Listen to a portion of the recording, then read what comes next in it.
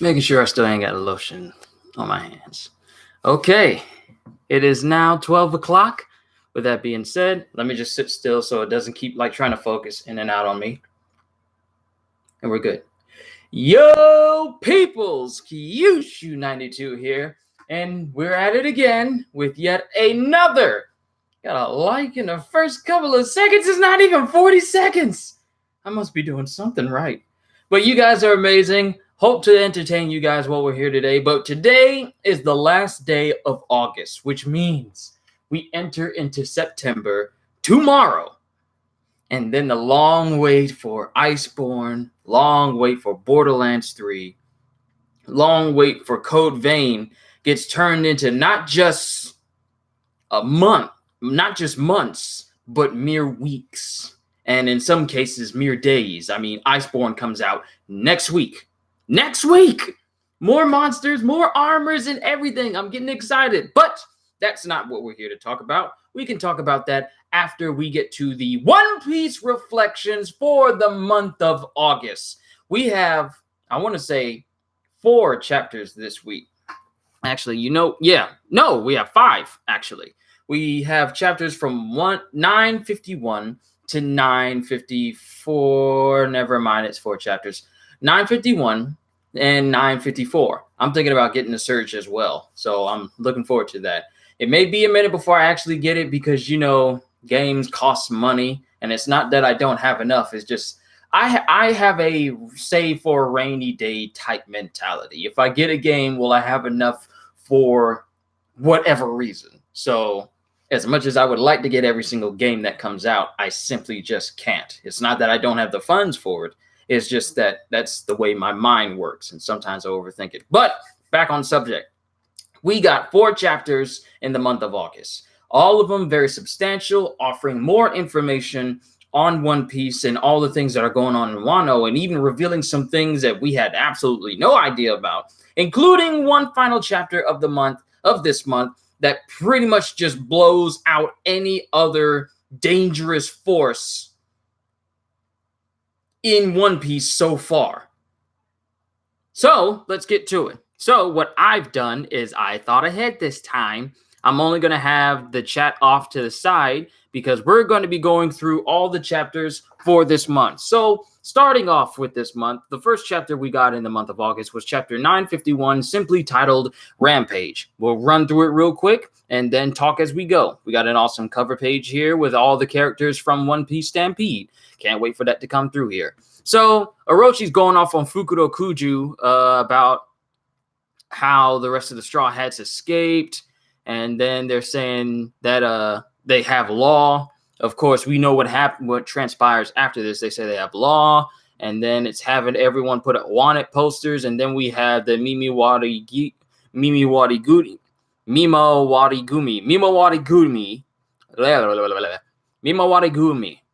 There we go. Around searching and patrolling the streets at that time. And they're putting up wanted posters of everyone. Nami, Shinobu, Sanji, Usopp, Robin, Frankie, everyone involved in the big skirmish down in the middle of the Flower Capital. And Shinobu and Sanji are off. And they still have at least 1,000 people barricaded in that little prison in the Rosetsu district. So, and then some of Orochi's own people are questioning why do they have him in there if it was because of Orochi's mistake. So it's got people thinking and got people questioning the real reason why Orochi had them all in there. If they're all terribly confused. They're all terribly confused, and they're wondering why are all these people here if it's just over a simple mistake. It makes absolutely no sense. Starting the little ruminations and seedlings of dissent and doubt in the once invincible ruler that is Orochi right now.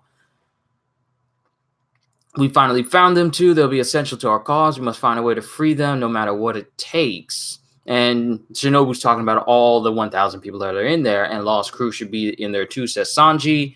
And then we got questions about what are they? There are people making what is called skyships in preparation for the Fire Festival. After the death of 2 major figures, there's probably no one left in a festive mood. Oden and Yasuye, respectively. How long will we have to wait to get Zoro's reaction to Sanji's bounty? I feel, you know what I feel? I feel like Sanji's going to I feel like Sanji's going to try and rub his bounty in Zoro's face, and Zoro's going to rub in the face that he already likes to be around him. I feel like that tit for tat right there is going to be that whole dynamic. You may have a higher bounty, but I have the hottest woman in Wano with me. Not that Zoro sees it that way, but he knows how into women Sanji is, so I would not put it past Zoro to, take a little bit of a jab at him. And there's definitely 2 making figures. There's probably no one left in a festive mood. Also, hi, CJ, That Nod Mod, Jason, and Grant Dolman. Good to see you all here. I want to make sure that I acknowledge you while you guys are here. No, it's quite the opposite. The Flower Capital's Fire Festival is a procession to mourn for those who have left this world. The people want to make it as grand as possible so that their feelings can reach the dead. And then we cut to different pages, different wanted posters of Shinobu, who looks nothing like she does now. So I guess they're using like an old photo of her or old photo rendition of her. We have, and they don't even know Beppo's name, so they simply call him White Bear. Then they have Soba stall owner Sangoro. And then we cut to the outskirts of the Flower Capital, north of Ebisu Town. Nami's there, along with Shachi, Penguin, and Beppo. And then Beppo gives Nami a new card. So that's right, I'm supposed to give this to you before that Daimyo Yasuye died. He showed this picture to all the people in the cell. He drew 2 lines on the snake, and we find out the reason of this later in the chapter. This means the picture's hidden message has changed. Those guys in there seem to know what it meant, though. And we find out in the last chapter of this month, chapter 954. This is Yasuye's last message. This is super important. I'll definitely pass this on to Kinemon. We're counting on you. If anything happens, come meet us at Amigasa Village. Then it cuts to Basil Hawkins exchanging Shachi, Penguin, and Beppo for Law. Get out. Your lives are the terms of exchange. If you refuse now, Trafalgar will kill me, even if it costs you your lives. It shouldn't be surprising that I feel intimidated by someone who doesn't take the future into account. We're sorry, Captain. It's all because we messed up. So Basil pretty much forfeits the lives of, I wouldn't say forfeit the lives, but forfeits his connection to the lives of Beppo, Shachi, and Penguin in exchange for Law trading places with them. These are their lives. I have completely released them. Satisfied, Trafalgar. Listen to me. You must absolutely not tell Straw Hat and the others about me getting caught. And the rest of his crew is wondering why. And thank you. I don't know if it was you, Grant, or CJ, or someone else who told me that it was Jean Bart. His name is Jean Bart. I'm going to remember that now. Jean Bart, the giant, who's with the Lost crew. And, something really didn't dawn on me. He must have a very big space for himself, like on Law's submarine, for him to be able to pilot it. Like, Jean Bart is huge. So it just makes me wonder just how really big is Law's entire submarine ship for Jean Bart to be able to pilot it, given his size. Like, it must be a really big open space for him. I'm just overthinking it, but I just wonder if he's a giant and he's in charge of the helm of the ship. There's got to be some massive space. How did he get in the door? I don't know, because the last time we saw the door of Law's yellow submarine, we see that it's normal human size. I don't know if there's like a secret hatch that Jean Bart can get into or what. And if he can still get in there, how is he able to maneuver around in the submarine with him being such a giant? Because there's normal doors throughout his ship. Like we've seen a little bit of it, like the room where he operates and the doors where he goes out on the deck of his submarine. They're all normal human size. So it makes me wonder, how does Jean Bart get around in the ship? If they got a galley, if they got like a mess hall, how does he get in there? We don't even know the full interior of Law's submarine ship. We just know the operating room. We just know seeing like a little frontward space where Jean Bart pilots it, and we just seen the area where Law can stand out and look out at things, as it, for example, him looking out at Marineford when he was making his way away from them with Luffy and Jinbei. So it'd be interesting to see what his ship looks like. Hold on, let me get this notification everywhere. I really hope that the anime elaborates on both the Trafalgar Law, Basil Hawkins exchange, and Kaido and Big Mom's battle turn reconciliation. Oh, we're definitely going to talk more about that and the Kaido Big Mom thing. So there's no way we can just sit here and do nothing. I feel bad, but I value our captain over the plan. So regardless of what Law says, Beppo and the rest are really willing to want to go after him. And then we cut to Ebisu Town, and we have a grief-stricken and sobbing Kanjuro carrying the body of the once great Shimotsuki Yasuye. And he's being put in charge of giving him a proper memorial service for him.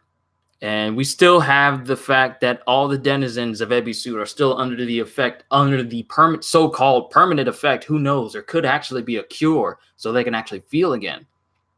There might be a cure. Because I feel like all these people laughing and them not being able to feel their emotions, I don't feel like it's permanent. I feel like there is at least some slim way that they can feel normal again. It just makes me wonder, though. Who will be the one to discover it? I mean, we got Chopper out there basically curing zombie viruses, and he's only like, what, 15? Basically curing viruses that Queen made, which means that the only person who knows how to get rid of it is Queen, and Chopper's just easily curing zombie viruses. So I don't know if it'll be Chopper who discovers it, or Vegapunk who discovers it. I don't know. Chopper is 17. My bad. I forget. It's in that teen range. I just didn't know exactly what it was. You guys told me that too, but we're never going to get a Yonko battle, are we? I don't know. I was so looking forward to the moment where we could actually see the rest of a clash between Yonkos since Whitebeard and Shanks, and it just turns into Big Mom and Kaido drinking. But I'll elaborate more once we get there. I'll go through these as quickly as I can and just give my own opinion on them, and then we'll start to discuss theories and why certain things have yet to be shown. So let's go there. We're all counting on you, and everyone is still laughing. And then Frankie and Nami get on like this lion, then drive off. Then it cuts to Carpenter for Nosuke and Kunoichi Onami. Then it has Shachi and Penguin. How do they have Shachi and Penguin's name but don't know the name of Beppo? He's just simply known as White Bear. Then it cuts to Flower Capital en route to Kuri on the boat wharf with Usopp and Robin along with Brooke. Robin using her stretch out Aaron Hansen face where you see multiple chins. You guys seen that picture where he looks like this? But I can't do it because I don't have a hefty neck. So, but she's using that same face she did when she found out that Luffy got beaten by Kaido in order to slip past people trying to discover if they match up with the wanted posters. And of course, they get pushed aside real quickly because everyone thinks that Brooke is a ghost haunting them and they don't want to get affected by it. But we got Shuten Doji, we got Inuarashi, we have Inuarasha along with Kinemon, and they finally made it to the Western Abandoned Port. Otama's with Robin, and everyone else is taking a rest. And then Kinemon is saying that he's going to have Frankie repair all the ships. Then it cuts to Onigashima, and we all see, like, there's more stuff to it, but I want to cover all the main points. The crew of Kaido is making all these big foods and making it go, and they're running back and forth trying to transport the food. It's still not enough. Hurry up and bring it over here. Anyway, just make more sweets. And Big Mom is just gorging on all this food because she's regained her memory. And all the calamities are just staring at her. Jack is speechless. He ain't saying nothing. King is definitely saying, I definitely pushed her ship off the waterfall. So King is confused as how she's still around. And then Queen is all like, King, you jerk, how dare you do a half job? And Jack is wondering, Big Brother Queen, why did you bring her here? And Queen's all like, what was I supposed to do? All communications in Newton were cut off. And then Big Mom says, King, I'll forgive your behavior for yesterday if you join my crew. Mama. There are still 3 races missing from my country. One of those was supposedly extinguished from history itself, but you are alive and standing here. And King says, I refuse. Now, for a moment, I thought that he was a different type of Skypean person, but looking at the intro for One Dream, One Wish, no, Over the Top. Looking at it, they give him white wings. In like these panels, it makes you think that he has just like normal. He has black wings, so maybe he's like a different native or something. And with her saying there are still 3 races missing from her country. No, he actually has black wings. Well, if that's the case, then they got it completely wrong. As spoiler filled as the intro for Over the Top is for the anime, they still. Then if his wings are supposed to be black, Toei fixed the mistake. Okay, so his wings are black. Okay. So I had written a comment out when I did the reaction to this chapter, thinking that they gave him white wings, so maybe he was like a regular Skypean, but if his wings are black, then he's one completely different altogether. So, and she said there are still 3 races missing from her country. She's missing giants, which is why she contracted Caesar to develop a giantification formula in order for her to have giants in her country. She is missing apparently Skypeans. And what is the 3rd race? She's not missing mink because we've seen animal people. We've seen some of them in her country as well. So she's missing giants. Maybe she's missing Skypeans altogether. She's missing Skypeans altogether, and whatever race King is. Also, hey, Jinbei is Jinbei. Good to see you here. We're just going through all these chapters, giving my thoughts on some of these pages and spending. Been waiting for this all month. Wow, really? I've never had someone say they've been waiting on this particular stream to happen. It's still surprising that people actually look forward to the stuff that I make. But she's missing 3 races from her country: Skypean, Giant, and I don't know the other one. But she goes on to say, remove these chains, and then Queen is all like, how can you be so casual? There's no way we're removing these from you, you old hag. But all the normal people, is she saying that King is part of the race thought to be extinct, or is he a part of the other race aside from Giant, obviously? Here's the thing. A lot of people down on the ground below Skypiea might actually think that the Skypean themselves are actually extinct, but that could be a different thing altogether, given the fact that Mad Monk Urouge is a Skypean in himself. So maybe it's not. I feel like with them knowing that Mad Monk Urouge is a Skypean, then they know that they exist. So Skypean themselves are not the extinct race. Whatever race King is the extinct one. So rare that not even that Skypeans are considered normal along him. So King is more than likely part of the extinct race. And he's either the only one of his kind, or is there only like a handful left, but they're spread all over the world, or maybe just over in the new world itself. That might be the reason why people think it's extinct, because there's more people in one half of the world, which is called Paradise. And there's like, I want to say fewer people, but they have to be ridiculously strong in the new world. So it wouldn't surprise me if King's race hails from the new world and they stay over there, which would explain why you don't see any of them in Paradise itself. That's just my theory.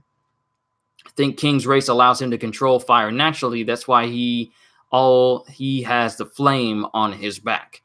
That might explain it, because that's definitely not like a regular devil fruit power, because he's a Zoan. And the only person we've seen who can actually have more than one devil fruit power is Blackbeard. So, no. So, yeah, King's race might allow him to do things that could be akin to making him look like he has 2 devil fruit powers, but it's just a natural occurrence because of his physiology. Maybe. Just throwing that theory out there. But Big Mom says, I want these cuffs off.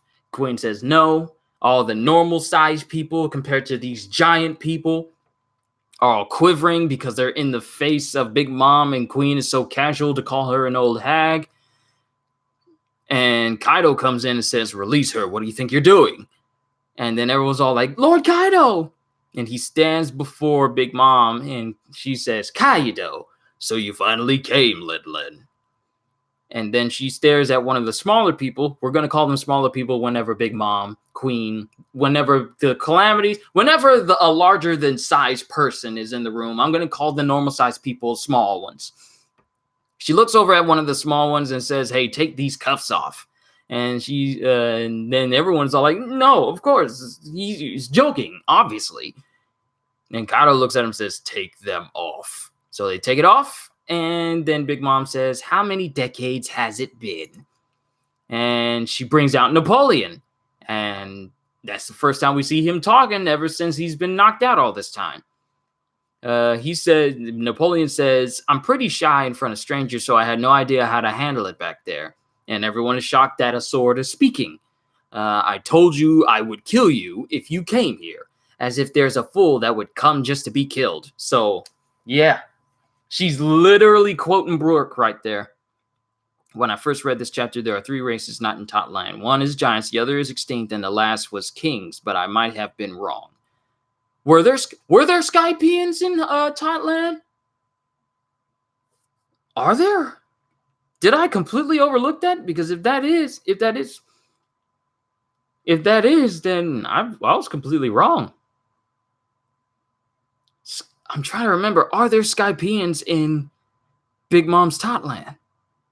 I'm thinking back to the anime because they would show it as well, but also previous chapters. Whole Cake Island was a long time ago now. Just thinking back to when I first started doing these One Piece chapters, I was near the beginning of Whole Cake Island, but that was like, 2 years ago? But I'm trying to remember, are there Skypeans in... Move aside, Discord. Are there Skypeans in Totland that I just forgot about? Because it has been 2 years. But she brings out Napoleon, and Kaido says, I told her I would kill you if you came here. And then she pretty much quotes Brooks, saying, as if there's a fool that would come just to be killed. And they clash, and it causes the heavens to split. And everyone is shocked at the power, and everyone is running for their lives, and says, we need to escape from Onigashima now! And that's the last we see of that clash, because we don't see it anymore. But then we move on to chapter 952, Hiyori and Kawamatsu. So we go to the next day after the clash of Big Mom and Kaido. I don't think we saw any Skypeans in Totland, but that doesn't mean there aren't any. Exactly what I'm thinking. The only people I can remember are normal people, minks, and Fishman as well. So there's do you think that clash shows that Kaido has conquerors? I would not put it past that every emperor, save for Blackbeard, has conqueror's haki. I would not put it past. Though I would not be surprised if Kaido doesn't have it, and it's just his presence alone that intimidates people, and no one dares to challenge him. So while we haven't seen Kaido actually have conqueror's haki, if he does happen to have it, cool. But if he doesn't have it, then it's just a testament to his power that he's able to hold the position he has with just his pure strength and devil fruit power alone without conqueror's haki as well. So we haven't seen him actually use it. He knows of it because his will is strong enough to resist Luffy's. When Luffy was knocked out and some of his guys tried to pick him up, they all got knocked out by an unconscious burst of Luffy's conqueror's haki. But Kaido was able to stand it and knew exactly what it was. So maybe he has it and he just hasn't chosen to use it, or he doesn't have it at all and he's just that strong without it. That's just my theory. But it cuts to the next day on Ringo Ohagi Bridge with Zoro still going up against Gyukimaru. And Zoro really wants Shusui back. Then it cuts to Gyukimaru saying that blade is the only one that I absolutely cannot give back. And we find out a little bit more about it. He says that sword you had, Shusui, is the stolen national treasure of Wano. The moment it was taken from this country spelled the start of our misfortunes. The sword god was angered by it. The villages were defeated one after the other until the whole country became overrun. And then Hiyori's in the back watching. And she says, Shusui? And Zoro says, what god? And we find out who that sword god is in the last chapter of this month. Then it comes up and it has Kawamatsu almost clash swords with Zoro, and he jumps back. Kapapa, why are a samurai and a monk fighting out here in this wasteland? What a farce this fight is when the two of you do not even have the intention of killing one another. And then Hiyori sees Kawamatsu, and this is the first time they're seeing each other ever since Kawamatsu was incarcerated in Udon, and they were separated for all those years. Hiyori's all like, Kawamatsu, is that you? And he looks over at her and says, how do you know my name? Zoro says, a fishman. Gyukimaru doesn't say anything, but it makes sense in the next chapter because we find out why he looks so shocked. Then it cuts back to Onigashima. Please stop, Master Kaido. So they've been fighting. Ever since they clashed, they've been fighting all this time. But we don't see it! Ryuma was supposed to be such a great swordsman, yet was beat by pre-time skip Zoro. Well, he may have been beaten, but that doesn't mean that his skills are beneath Zoro's, because, well, Zoro has to get stronger than pretty much everybody if he ever wants to take down and beat Mihawk. So I feel like Ryuma was just one major step in for him to become a lot better. But I feel like Ryuma's title as Sword God is warranted.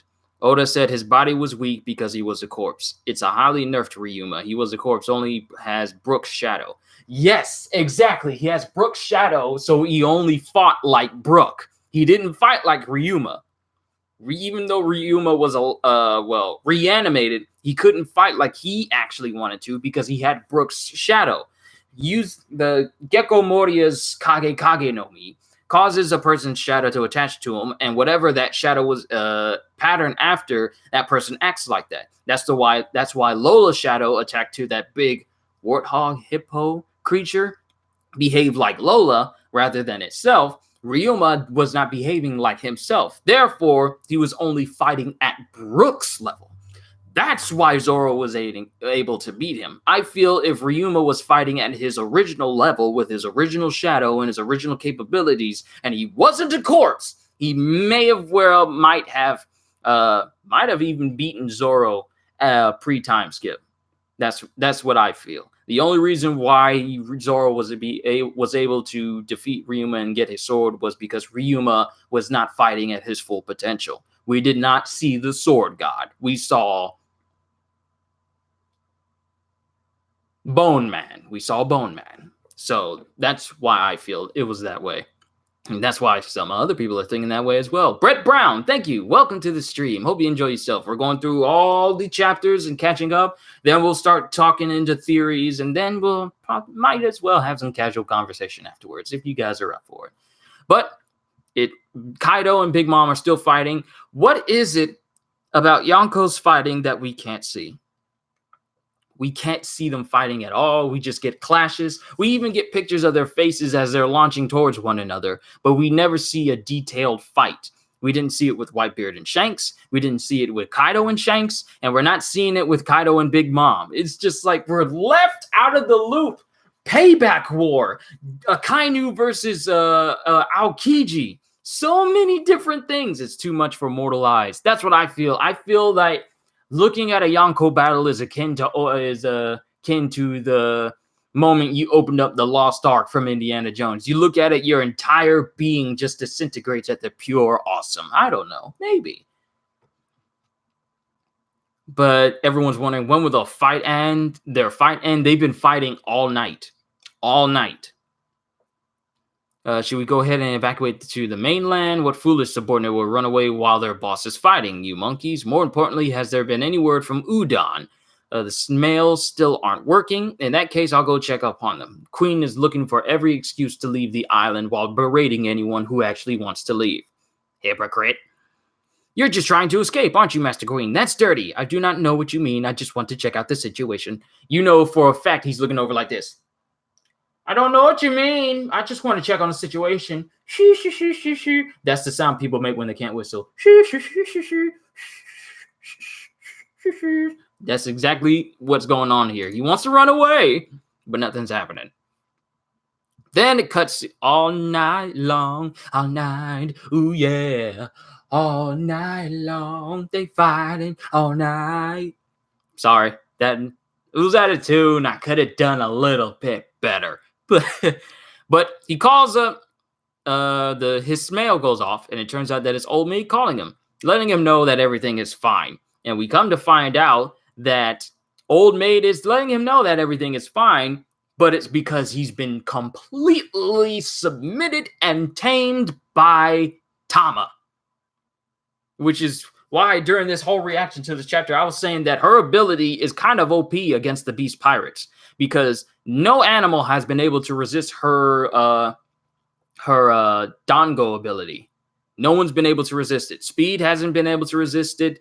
Old Maid hasn't been able to resist it, and they're part human as well. But the animal side rules out when it comes to them being submissive, because Old Maid completely serves Tama and calls her master.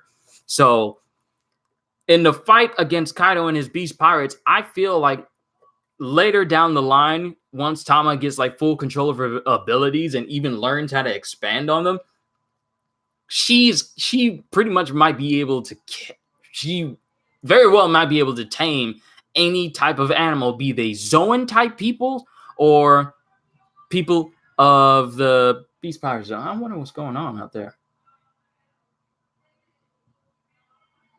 I don't know what's going on out there. I'm sorry. If you guys hear noise in the background, it's because my family's over in the man cave. So, yes, I have a man cave. Well, me and my dad do, but we still fixing it up. Conversation for another time. But I feel like Tama, if she learns to get control of her ability, know what its full capabilities are, she could be a force to be reckoned with, because there are countless types of creatures in the world of One Piece, and I feel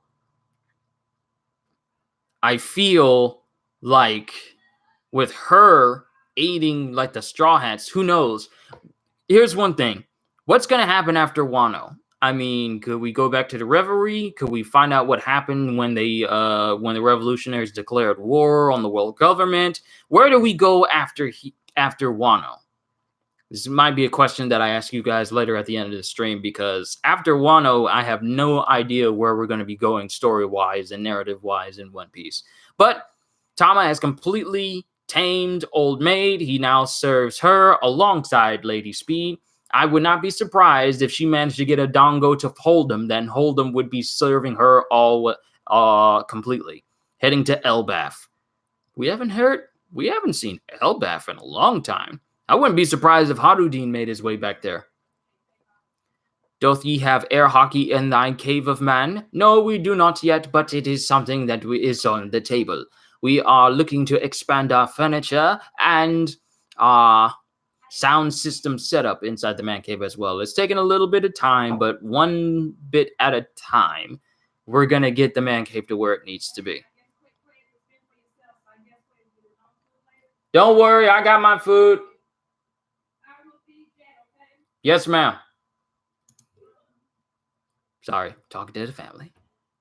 Then everyone is praising Chopper, saying, Chopperimon, we will never forget this debt. We will repay you even if it costs us our lives. It's fine. It wasn't a very advanced virus, so really don't worry about it. The feeling of indebted samurai are too heavy. So Chopper just basically healed not only Luffy, but everyone affected by the plague bullets that Daifugo shot out. And he healed everyone. And Luffy's back to his normal self, and everyone's cheering because they're on board with his plan. And then we get to meet the regional Yakuza bosses of Wano.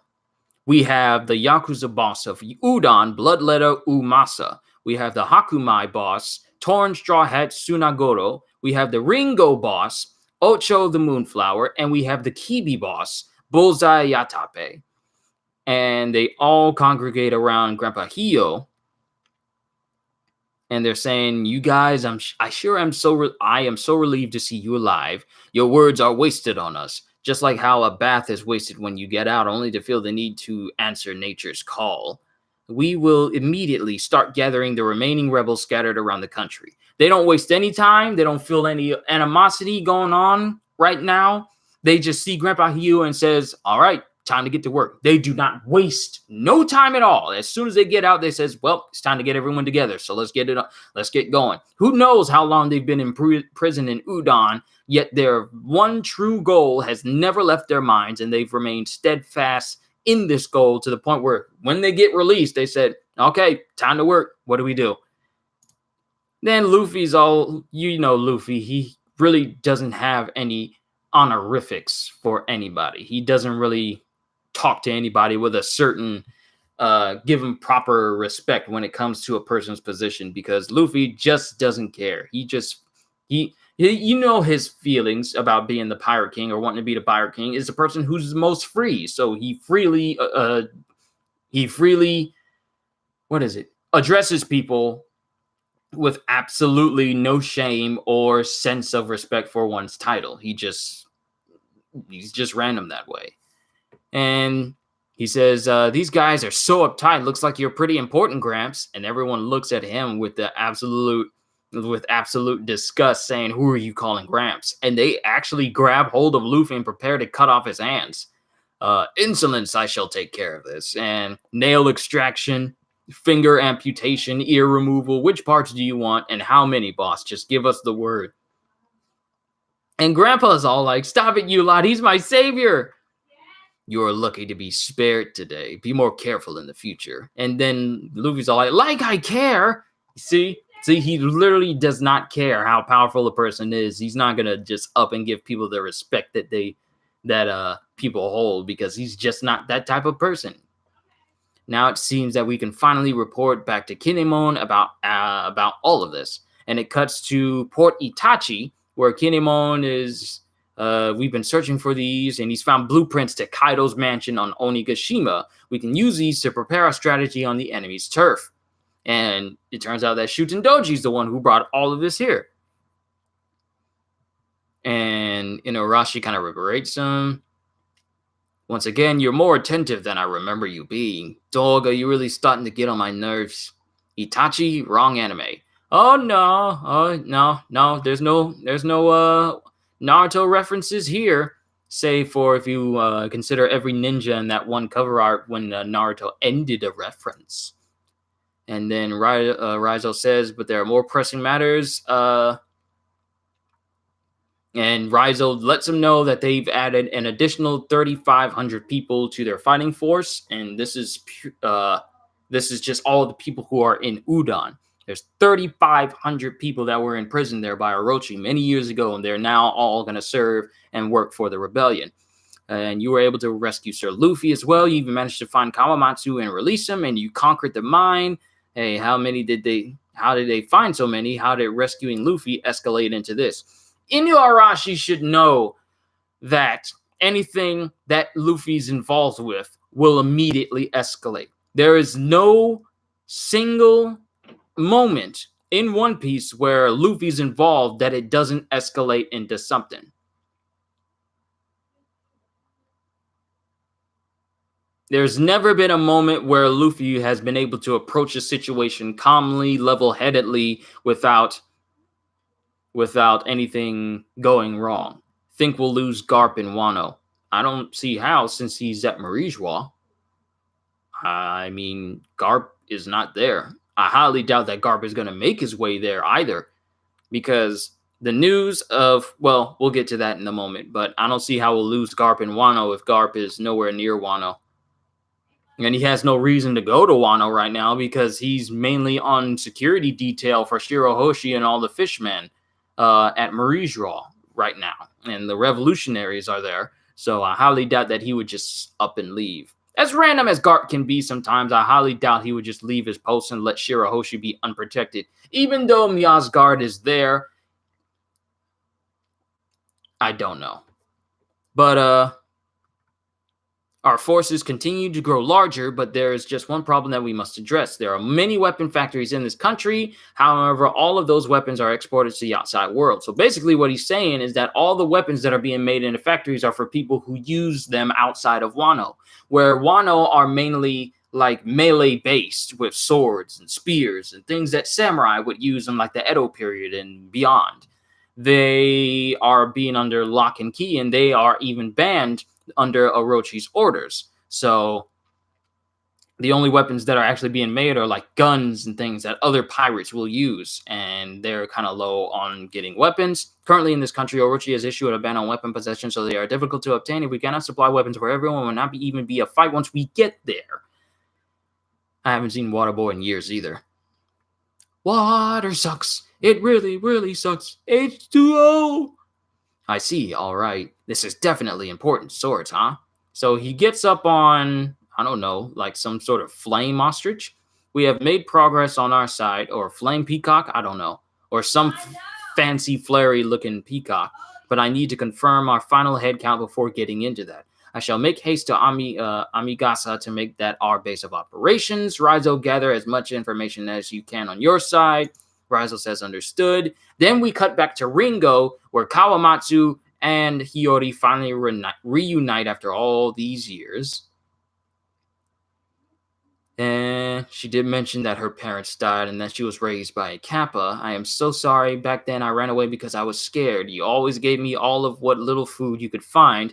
I could not stand watching you grow weaker and weaker as the days passed by. I thought you would be better off by yourself, and I could not shake the thought of what to do if you died because of me. And Kawamatsu was reassuring her, making sure it's all good. You ain't got to worry about it. I'm here for you. I'm here now. If any other characters are to make appearances in Wano, it would probably be Jinbei, Mordia, and maybe one other such possible surprise appearances. We still need to find out who that shadow figure it is from the last chapter, but we'll address that when we get to the last chapter. I was just so scared, so I ran away. What a thoughtful reason. You were right. Thanks to you, I was able to fatten up. Then Gyukimaru notices some beast pirates closing in on them, and Gyukimaru gets shot. And he falls over. Then they say, we're here to get our revenge, Gyukimaru, so they're after him. We brought magnums used to take down wild beasts with us. How dare you steal all of our weapons? We will make sure you return everything you took right here, right now. And are you all in cahoots with him? Who cares? Kill them all. Kawamatsu and Zoro just basically decimate every single beast pirate that showed up effortlessly. Master Kawamatsu, I am so glad that you are all right. And the fact that Gyukimaru just stands up and says this, it kind of confused me because at that time I didn't realize, I was wondering what sort of relationship do Gyukimaru and Kawamatsu have? But just making sure that the lighting is all right. Because it's kind of dark here, but I don't want to open up the windows so it can get like super bright like it was in my reaction earlier this week. But we're fine. I'm just double checking. But at the time, I didn't realize what Kawamatsu's relationship with Gyukimaru was until the next chapter. So we cut to chapter 953, Once Upon a Fox. And this is where it's elaborated on who Gyukimaru is and what his relationship to Kawamatsu is actually. So I believe in my way he is a Straw Hat now. The plot is on his side. Hey, when you're with the Straw Hats, you have a very low... Your chance of dying is lowered.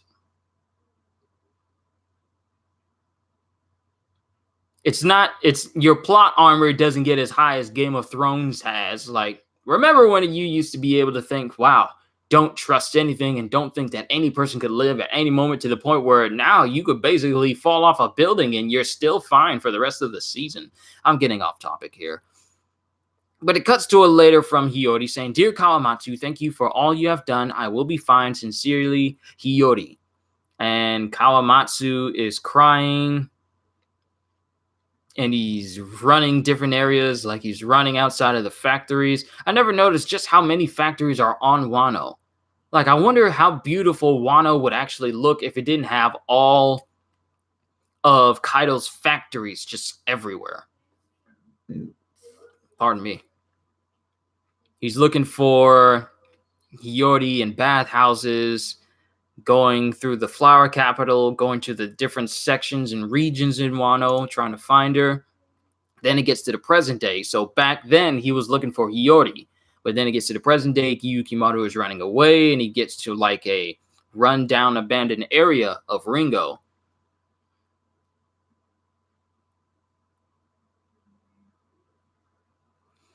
Hiyori is mad sweet, but she caused crazy worry for Kawamatsu, the poor thing. Yeah, she did a little bit, and he was her retainer, and he cared for her, and the fact that she was gone, it just sent him into like a frenzy, like, where is she? Where is she? Where is she? Like a parent looking after their child.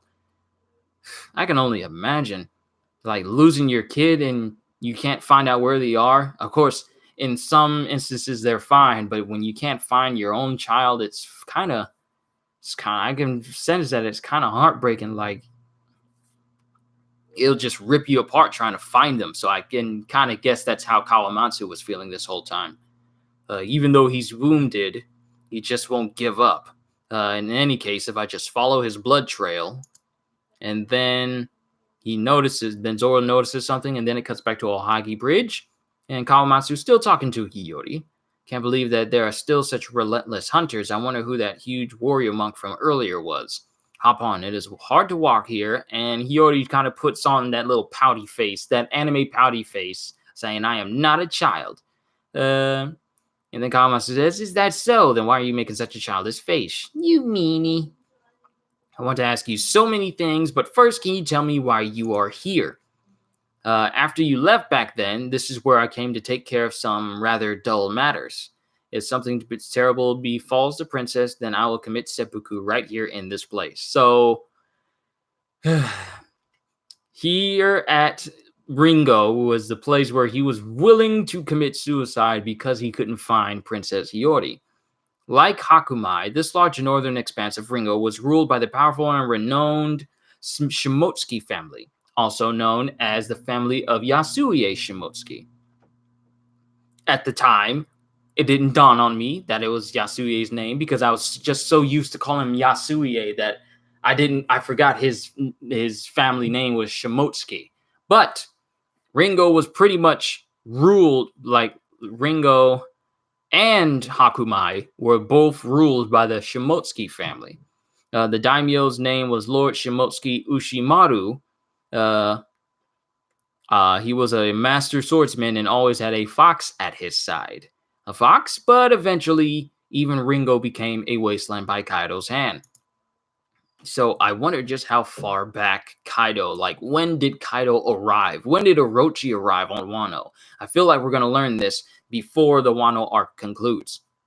Yeah, have you ever heard of Ringo's burial practice, the Eternal Grave? And then we find out that the Eternal Grave,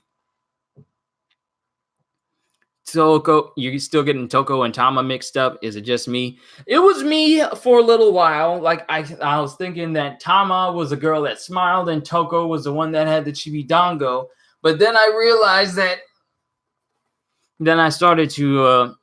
I made myself remember that Tama is the devil fruit little girl, and Toko is the one that laughs all the time. So I had to instill in my head because many times I did these chapters, I would get confused of who Tama was and who Toko was until I made myself remember. So it was difficult for me too. So I had to put it in my head. I hope there's more chapter panels in which the Straw Hats and allies are just hanging out, playing off one another in a non-battle setting. Kind of like how Law was trying to endure the dynamics of the Straw Hats when he agreed to be in an alliance with them near the end of Punk Hazard. And they were going to go to Dressrosa. Like the time the Chopper's body couldn't move, so they just strapped Chopper to the top of Law's hat and he actually lost his mind. Or the time that Law got into their conversation saying that he doesn't like bread and he caught himself because he didn't think he was going to get so comfortable being around the Straw Hats. I would like moments like that too. Ringo's burial method was what allowed Ryuma's body to remain in clean condition even 400 years after his death. I think you said that in my I think it was either you or someone else who made that same comment during this chapter reveal, which explains why Moria was able to have such a robust specimen of Ryuma. Is because this eternal burial pretty much preserves and freezes their bodies in the state that they die in, and it causes decomposition to be at a much, much, much slower rate. And that's also the reason why Ryuma was weaker in Thriller Bark than he was beforehand, because his body had degraded over such a long period of time. And this is a 400-year-old Ryuma, and he was still able to put up a substantially nice fight against Zoro. So it makes me wonder what he would be like in his prime. But have you heard of the Eternal Grave? Because of how cold Ringo is, the corpses left in coffins have not rotted for centuries, precisely, and their graves are marked by their swords, which is what we learn about later on. There are even famous swords amongst those graves, and because of that, it's only obvious that it would attract grave robbers. Such is this current state of Ringo. Then it cuts to like a flashback, and the beast pirates are running away from a fox who's attacking them. Of course, he's bloodied, and he has multiple arrows, which I did not pay attention to, but I am now. Multiple arrows in his body, and he's bloodied and beaten, but he's still holding up a stance against the beast pirates trying to raid the graves. And then Kawamatsu looks on and says, "Is that you, Onimaru?" The name of that Koma Kitsune was Onimaru. He was the companion of Lord Shimotsuki Ushimaru, the late daimyo of Ringo. And Kawamatsu says, "I have met you once before." And Onimaru falls over from exhaustion. And it turns out that Onimaru has been protecting the entire area where all the eternal graves are. He's been protecting that whole place by himself, staving off beast pirates for several years, for more than 5 years after the destruction of Ringo. More than 5 years after the destruction of Ringo, Onimaru continued to fight against grave robbers all by himself. Has Luffy lost more fights than Zoro? Luffy lost the fight with Magellan. He lost the fight with Kaido. I feel Magellan, Kaido, Rob Lucci. Well, almost Rob Lucci. Because Rob Lucci is the only one who, we can't really.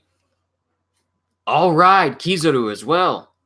But it was thanks to Kuma that they didn't die outright. He just, they lost that fight. They were nowhere near the strength they are now. So they lost the fight with Luffy. Lost the fight with Kizaru. He lost the fight with Magellan, and he also lost the fight with Kaido. So and Zoro's lost the fight with Mihawk, and I think that's it.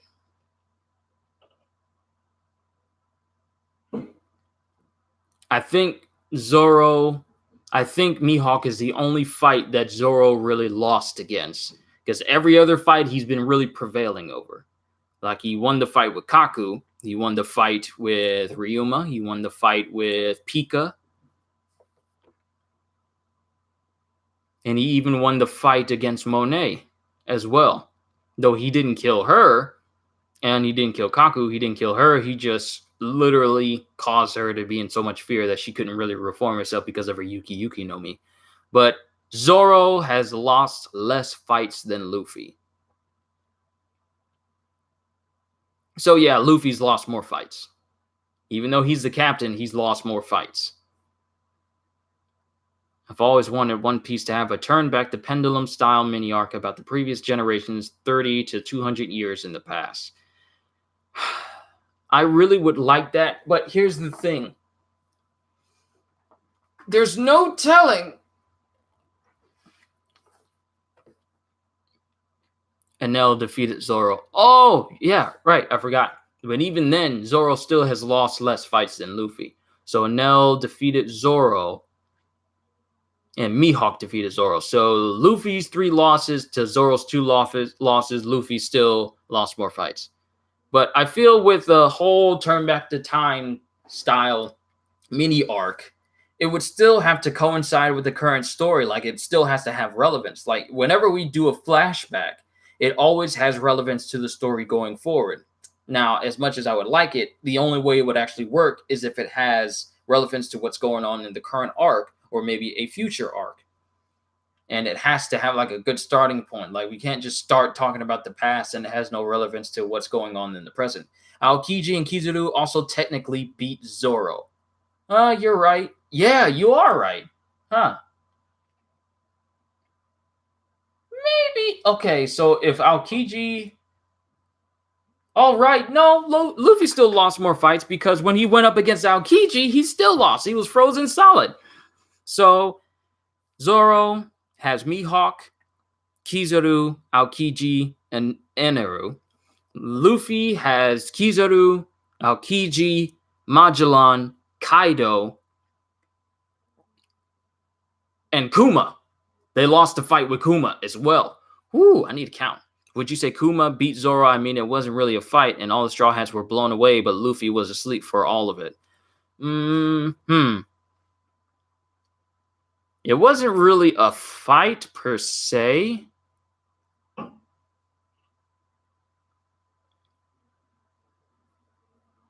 But technically, they were still beaten by him. Like, they didn't have the ability to defeat pretty much any of these people at the time. I'm going to have to make a list later. Okay, back to the story. I don't want to get off track here. How long have I been going for? It's 56 minutes, and I'm not even out of the 3rd chapter for this month. Those born in Ringo are bestowed with a sword at birth. At birth, those born in Ringo get a sword. So they're automatically a samurai the moment they're born. They live with their swords, and thus when they die, those same swords serve as their grave markers. Now, here's an interesting thing. Have they all learned the way of the sword so that it never chips in battle? Because from what I've seen, these swords are still perfectly pristine. So they probably learned the ways of Ryuo, which is what they call hockey in Wano. So it makes me think that every person who has a sword in Ringo possibly learned the ways of Ryuo in order to preserve their swords and make it so that if they didn't want to cut something, they didn't cut it. If they wanted to cut something, they would cut completely clean through it. Because all of these swords are still in pristine condition. And that includes Ryuma's sword, because we have never seen that thing damaged in any way. Which means that every single person who is born with a sword in Ringo learns the way of Ryuo and is able to preserve their sword in pristine condition from the moment they, learn it, because you can't really have it at birth. I've never seen a baby have hockey before. But it just makes me wonder, like, how strong is this to make it so that your sword never chips? Is this how Mihawk learned how to do his hockey this way? Did he learn from someone in Wano? And is that the reason why he's the greatest swordsman of all time? Just so much. There's just so much to take in. So many theories, so many things that make me think that the world of One Piece keeps expanding with every chapter that we get. Things that we thought were a concrete idea get expanded and explained in ways that interlocks into different interconnecting details. I want to see more Meito class spears and pole arms.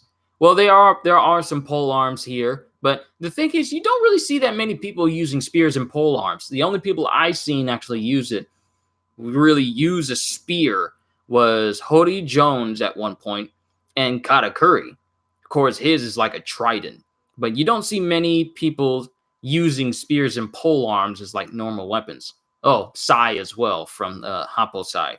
Imagine if a baby had hockey. That would be one powerful baby.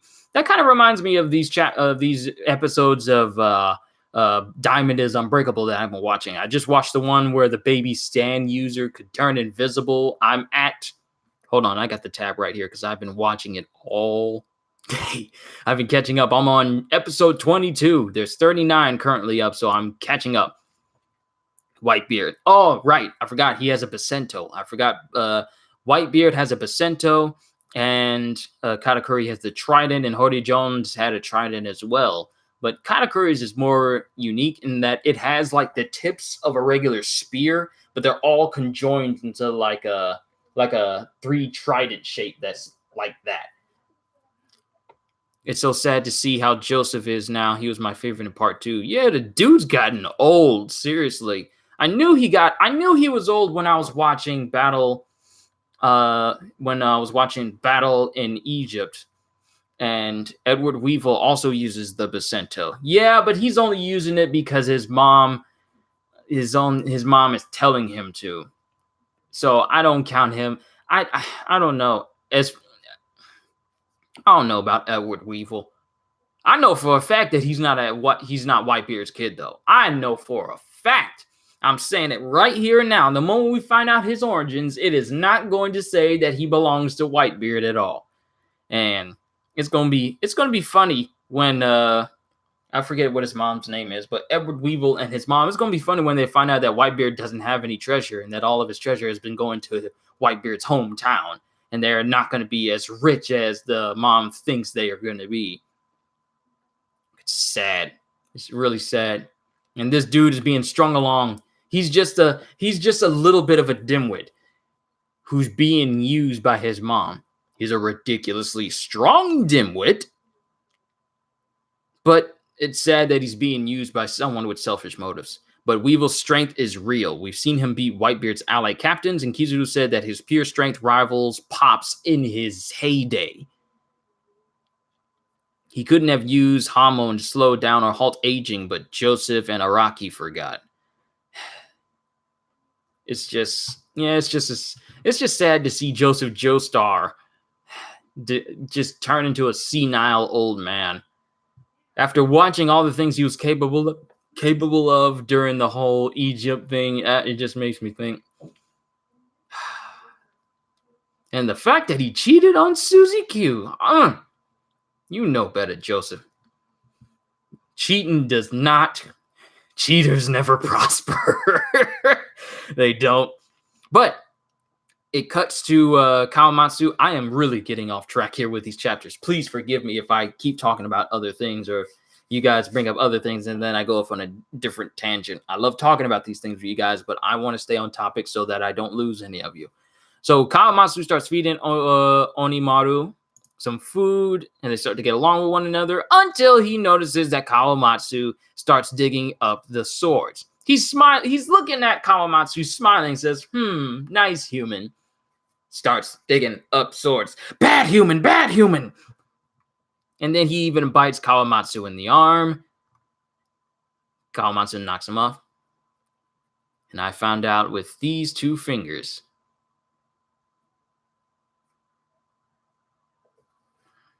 You're talking about that invisible baby moment, aren't you? I didn't want to think too hard about how he found out about that. 3 people are Oingo, Boingo, and Bongo, the people Komurasaki conned for money. 3 people are Oingo, Boingo, and meant to send that later.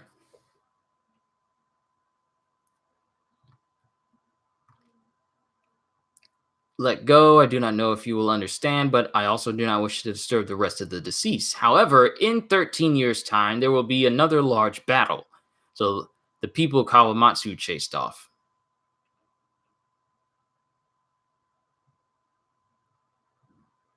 Oingo, Boingo, and Bongo. I remember who they are. They're the carpenter, the guy that would set fire to the houses that the carpenter made, and the person that would set people up so they can get repaid and then get in debt by the person. I remember what these people did, but I don't remember seeing them in the last chapter. We're really gonna have to gloss over this.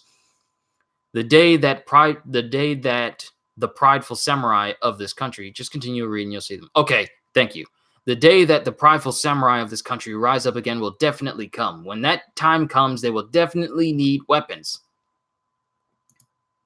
On a battlefield, the swords of the fallen are lifted up again by their comrades. The spirits that reside within the sword are what makes samurai powerful and are what gives them the power to defeat their enemies. This place is still a battlefield. The battle between the Beast Pirates and Wano has not yet ended. It is still too early for these swords to rest.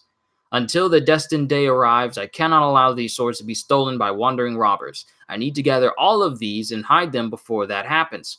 At the very least, for someone like myself who could not complete their mission, for someone like myself who could not even protect Lady Hiyori, it is the very least that I can do. No, the only thing I can do.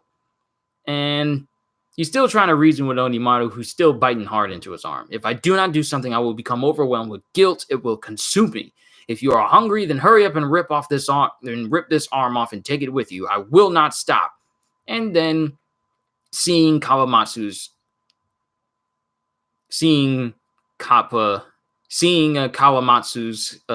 conviction and how adamant and how determined he was, he lets him go and starts licking his wounds, and then he just watches on. Then the next day, when Kawamatsu wakes up, he notices that Onimaru is gathering these swords. Here's another thing about these swords. These swords have been in the snow for who knows how long. And from what I understand about metal, if you freeze and cool metal long enough, then you can, in some instances, cause the metal itself to be brittle. Now, swords are thin enough to be able to slice through things. Now, exposure to long periods of cold, wouldn't that make the sword snap if it was applied with any type of pressure? Even bringing it back into normal temperatures, wouldn't it just interfere with the molecular consistency of the sword itself? Yet all of these swords are fine. So there must be some type of metal that makes it resistant to outside temperatures for these swords to remain just as intact the day that these people were born and they had these swords with them. Because there's a lot of swords being gathered, and every single one of them seems to work just fine. Of course, we'll have to see how that goes when we actually start seeing everyone fighting once the assault on Onigashima starts. How surprising. Does he understand me? Because he's noticing that Onimaru is bringing the swords. You're worried about science in the One Piece world. There's science in One Piece. We got Vegapunk. So of course I can question it. The concept of thermal shock. Exactly. There's still science in One Piece. We got robots, we got cyborgs, we got televisions through the use of snails. Yes, there's science. Weird science, but science nonetheless. Bit my tongue again. I always bite my tongue when I'm talking to you guys. I'm not upset about it. It just happens a lot. We must find a place to store the swords. We should dig down. And then they go out in town, they buy food, and Kawamatsu is trying to sell one of the swords so he can get some food. Hey, wait, you real grave robbers. Oh, that's them! Oingo, Boingo, and Bongo. My point is, One Piece science is insane. Yes, how else are you able to replicate a superhuman ability? How else are you able to replicate a superhuman ability like Kizaru and put it into different cyborgs so they can replicate it perfectly as far as the explosive lasers are concerned? And the mangroves that work pretty much like they do in real life.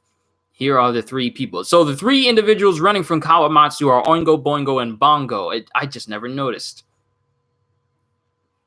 And it is from this point where they get chased away that Kawamatsu says that starts the legend of Kiyuki Maru of Hoihagi Bridge and scares everyone away.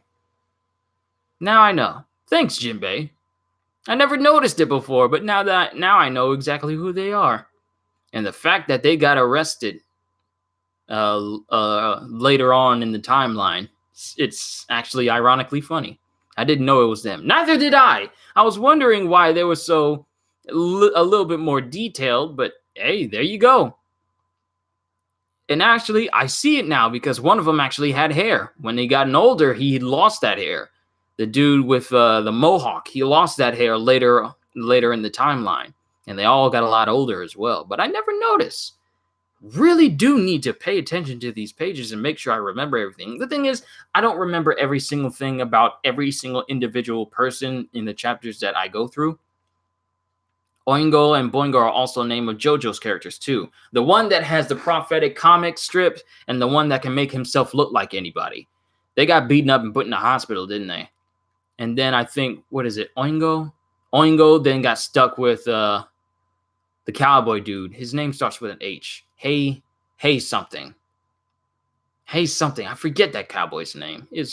I forget. See example right there. I sometimes forget characters' names. I remember the face, but the names are the things that escape me sometimes. It's not my whole horse. That's it. Thank you. But I remember faces so well, but names always trip me up. Past this point is the center of Ringo. I will not let any of you take anything from the graves. Leave all of your weapons here. Then he tells Yordi that he made a blunder and he got captured in the flower capital and was incarcerated for 13 years. But then we cut to Kawamatsu and Hiyori catching up to Zoro, and Zoro says that big guy disappeared, but he left this door open. And they go in and they see something. And what it turns out to be is an entire storehouse filled with everything that the rebellion needs. Swords and spears, all of which the rebellion will only use. They won't use like guns or anything. They're traditional samurai. They only use swords or spears. Handheld weapons only. But there's a massive, gigantic storeroom with nothing but swords and spears in there. And why are there so many? Was it Onimaru? No, this is the work of a human. Then we cut to Gyuki Maru, who hides behind another building. And then in a puff of smoke, it turns out that Gyuki Maru is none other than Onimaru. Given the fact that he's a kitsune, he holds the ability to change his appearance. So all these years, under the legend that Kawamatsu made, he's assumed the identity of Gyukimaru in order to steal weapons and get swords and spears for the rebellion itself. So after all these years, even for 13 years, because that's how long Kawamatsu's been incarcerated in Udon, for 13 long years, Gyuki/Onimaru has been still continuing the same work that they started when they first met each other. So that's dedication. He's been protecting Ringo for all these years, and for even more years, he's not only been protecting Ringo, but also procuring weapons for them as well. So all of these years, Onimaru by himself, when Kawamatsu was away, was still doing that same job. That's dedication right there. That's a good fox. Then we have Hiyori coming in saying, Sir Zorojuro, if your sword is truly Shisui, then please give it back to this country. I told you that sword's mine. And, well, it's not your sword, Zoro. You were gifted the sword, but it still belongs to someone. So, in exchange for Zoro giving the Shisui back to its native country, Hiyori is willing to give a sword that her late father, Kozuki Oden, used. I will give you a suitable replacement. It is my late father's beloved blade, which was given to me, the famous blade Enma. It is a legendary blade that managed to give Kaido his one and only scar. Do you think that Onimaru being able to transform into a human is the work of a devil fruit or a new type of magical yokai power? This is because the transformation sequence is different from normal. It really is. The person doesn't shift. Gyukimaru doesn't shift from his human form into an animal form. He literally just in a puff of essentially yokai-like fashion, turns from a human instantly into a kitsune. But given the fact that One Piece is given the fact that One Piece is a world where mythical, scientifical, and ancient things mesh together. Like, you got a person who can turn into a phoenix. You got a person who can turn into a Buddha. You got a person who can turn into literally ancient dinosaur creatures. You even got people that can turn into large, giant Shenron-sized dragons. So the thought of there being animals that have powers that could be different from devil fruits themselves does not surprise me. Devil fruits, Haki, and 6 powers, so now is there something new? Makes me wonder, because the world of One Piece is filled with mythological creatures, so many of them. So I wonder, I hope that they show more legitimate creatures from Japanese folklore in One Piece, especially this arc, that aren't devil fruit users. I feel like Onimaru might be that rare case where he's just a unique mythological creature that has abilities all on his own without the need of a devil fruit. That's what I'm thinking. If we see him get dropped in water and he's swimming, then we know for a fact that it isn't a fruit. But I like the idea of there actually being a mythological side to One Piece. We got the scientific side and we got the legendary side with devil fruit abilities and powers. But I would like to see a mythological side where we actually see like Japanese folklore and the creatures actually exist without the need for fruits as well. But Hiyori is willing to trade Shisui for her late father's blade, Emma, which is a legendary sword that managed to give Kaido his one and only scar. Now, this is the end of that chapter, and we move into the last final chapter of this month, like giving wings to a dragon. But before I do that, but a mythological creature means it's not real, and so they come from devil fruit. So these creatures won't be mythological if they are real in this world. True.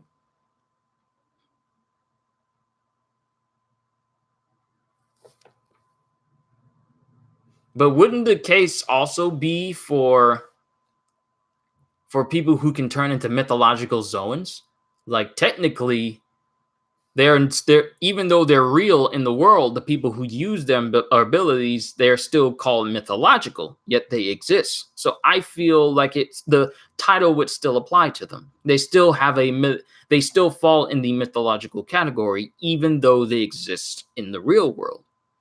Because if you just lump them in with any other animal, then you take away from their classification, I believe.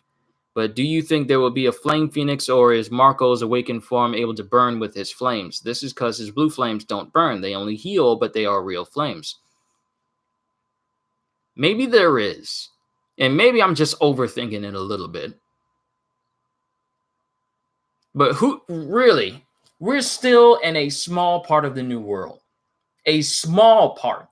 Because we've heard that there are many people, not just a few, but there are many people in the new world who have the same capabilities as Katakuri, such as Future Sight. There are many people in the new world who have Conqueror's Haki outside of the people we've already seen. So the new world is just as big as Paradise. So we really don't know what else is out there in the world. Just like we don't know what else is out there in our own world. Like we don't even know what is at the bottom of our ocean because we can't even get that deep. So I feel like the world of One Piece is still a lot larger than the horizon and so far the distance we've covered so far. They don't exist in the world. They only come from devil fruits, meaning that they are the only ones, unless we talk about the fake dragons Vegapunk made. Yeah, I may have to agree with you that they don't exist, but the myth of them exists, and therefore they are part of that mythological classification. But we need to talk about Kozuki Oden's sword, Enma, and how it was able to give Kaido his one and only scar. At the end of this chapter, I got a comment from someone asking and wondering about the strength of Kozuki Oden himself. Because Kozuki Oden, like a sword is strong by itself, but only in the hands of a person who knows how to wield it can its own capabilities be known. So, with that being said, for the sword Enma to give Kaido his one and only scar, and for Kozuki Oden to be the wielder of Enma, that would mean that Kozuki Oden is at a strength level that allows him to injure Kaido, which means that he could be, at the very least, capable of fighting Kaido 1v1. Which means that Kozuki, in retrospect, is in the same power level range as Kaido. Even though Kozuki Oden met his end going up against Orochi and Kaido, Kozuki Oden was able to give the only scar to a man who has literally survived everything else. And now that I think about it, I wonder about Kaido's invincibility. Could he be the recipient of the ultimate, what is the ability of the Ope Ope no Mi? Ultimate rejuvenation or ultimate immortality operation? Could he be the one person that has received that? That's why he can't die outside of ordinary. That's why he's invincible, because he has eternal youth and he has an immortal life. That's the reason why he's been going on these suicide runs. That's why it's become his favorite hobby. Because he's had that operation, maybe he got it thinking that it would be good, but now he can't die, and it's literally like life is so boring to him now that he's made suicide a hobby. But he can't commit suicide because he's immortal. So that's the reason why he's always going on suicide runs, trying to find if there's some possible way that he can die. Maybe that's why he's so bitter. Theory for another time. Let me see what you guys have been saying. Oden versus Mihawk, who is real greatest? I don't know. It's a concept that something might be mythological or so rare as to seem unrealistic to the majority of the general populace of the One Piece world. I mean, even back then, Mihawk was always known as the world's greatest swordsman. Thus, it can be said Shanks and Mihawk versus Oden. Does the Ope Ope grant immortality or just not age? Well, let's look that up. The Ope Ope no Mi. Let's find out what the operation is called. Immortality operation. The greatest power of this fruit, which has earned its reputation of being the ultimate devil fruit, is the ability to grant another person eternal youth via the perennial youth operation, perpetual youth surgery, or immortality operation in the Viz manga. Through performing this feat comes at the cost of the current fruit user's life. Doflamingo sought out this fruit in order to trick Law into performing it on him so he could conquer the world and possibly rule over it forever. According to Doflamingo, the world nobles possess a national treasure, and if this treasure is used in combination with the Ope Ope no Mi, it would allow the person to effectively conquer the entire world. So, the national treasure that is at Marijois, combined with the Ope Ope no Mi, would essentially allow the person to rule over the entire world. I wonder, eternal youth sounds like not aging. So maybe the person can still die, but they cannot physically age. And it also, I'm starting to see a discrepancy here. Maybe it wasn't done on Kaido because in previous flashbacks, we've seen him have, he would look younger and not have like massive crow's feet and his mustache wouldn't be as long. But then we cut to the present day and he's a lot older. So I feel, no, he's not immortal. He's not immortal. He still ages. But now with the eternal youth, it just makes me wonder. I wonder if M-sama actually got that operation. Maybe that's the reason why he's the ruler of the entire world. He's had that operation done on him, and since he's the ruler of the world and he has the national treasure, that might be the reason why he is the pretty much unknown ruler of all of One Piece right now. But It just, in retrospect, about what I was saying, I was just thinking that it puts the power scaling of Kaido and Oden in the same range if Oden is able to injure Kaido. So that's interesting. But then we get to 954, like giving wings to a dragon. Things really do get interesting. Kaido is not invulnerable. He can get hurt and defeated. He's just very strong. Let's not forget he tasted defeat 7 times as a pirate. Yes, he can get defeated, but he has yet to receive any injuries other than getting that scar from Kozuki Oden's sword. Now, how that happened, we don't know. But he kind of is invulnerable because every time they try to use something to execute him, that thing would break. Like an executioner's blade. Like getting impaled, the weapon broke. Getting beheaded, The guillotine broke. Getting hanged. The rope broke. Any attempts to actually injure Kaido have failed after he got this scar, I believe. And he has not been injured in any way save for that one scar. So I feel like he is tough, ridiculously tough, maybe even tougher than Big Mom. Kaido could have jobbed in some of those defeats. Yeah, he could have. But given the fact that his favorite hobby is trying to commit suicide, he might have let himself get defeated to see if anyone can actually kill him. And since they couldn't, that's the reason why he has numerous defeats. Because he's trying to find brand new ways for people to try and kill him. Kind of sounds like Zeref. Which reminds me, we only got 4 episodes left of the dub of Fairy Tail before the entire series is over. I cannot believe I've been watching Fairy Tail since his first episode all the way up until now. It's crazy. So, we are still in Ringo, and the days of the final battle draws closer. Wano Country Ringo, 7 days left until the raid on Onigashima. Lots of days pass in this one chapter alone, which puts us ever closer to the Fire Festival on Onigashima. I'm very grateful for Oda doing this in this one singular chapter, which means that 1 day doesn't have to pass per chapter, prolonging how long we have to wait before the Battle of Onigashima begins. So 7 days left until the raid on Onigashima. The samurai have managed to obtain a large supply of weapons. And Kawamatsu is trying to argue against the fact that he already wants to trade Shusui for her late father's blade, Enma. My father, Kozuki Oden, was a swordsman who used the dual long blade style. So he actually used 2 swords. Before my father's execution, my brother and I were each entrusted with 1 blade. My brother holds Ame no Habakiri, while Hiyori has Enma.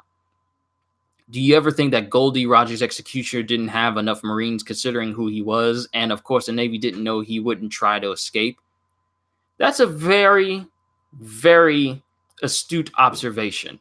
Out of everyone having an execution, you would think that the Navy would make sure that Gold Roger would literally have absolutely no chance of escape and would be surrounded by countless Marines to ensure that his execution went off without a hitch. Yet he only had like a handful, and his 2 executioners behead him in his hometown. Yet when it comes to Ace's execution event, they literally had all of Marineford there, and they wanted to broadcast it. So I find it highly peculiar that the king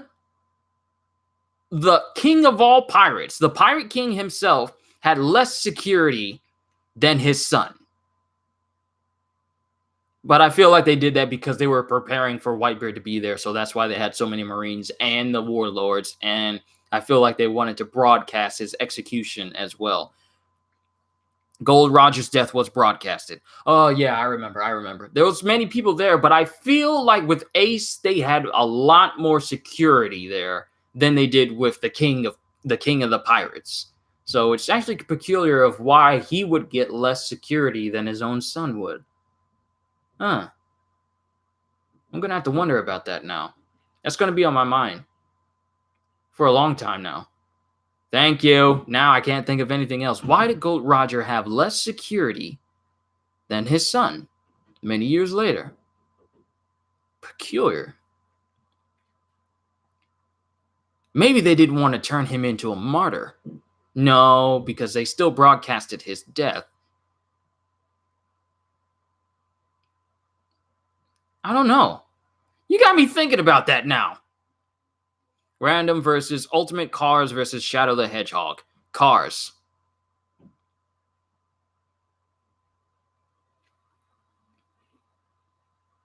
No, Shadow the Hedgehog. Because cars can't survive in space. Shadow only needs to go Super Shadow and he can basically fly in the vacuum of space. No problem.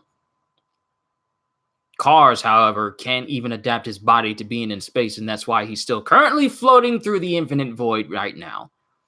I wonder if we will ever get to see the West Blue, South Blue, and North Blue. It would be nice to actually see these other places. Like, we've seen references and we've seen some places of it, but we never seen every other direction of where the West, South, and North Blue are. Sorry if I'm burping. I don't know why I'm burping. I didn't drink anything. Ultimate Cars versus Dio.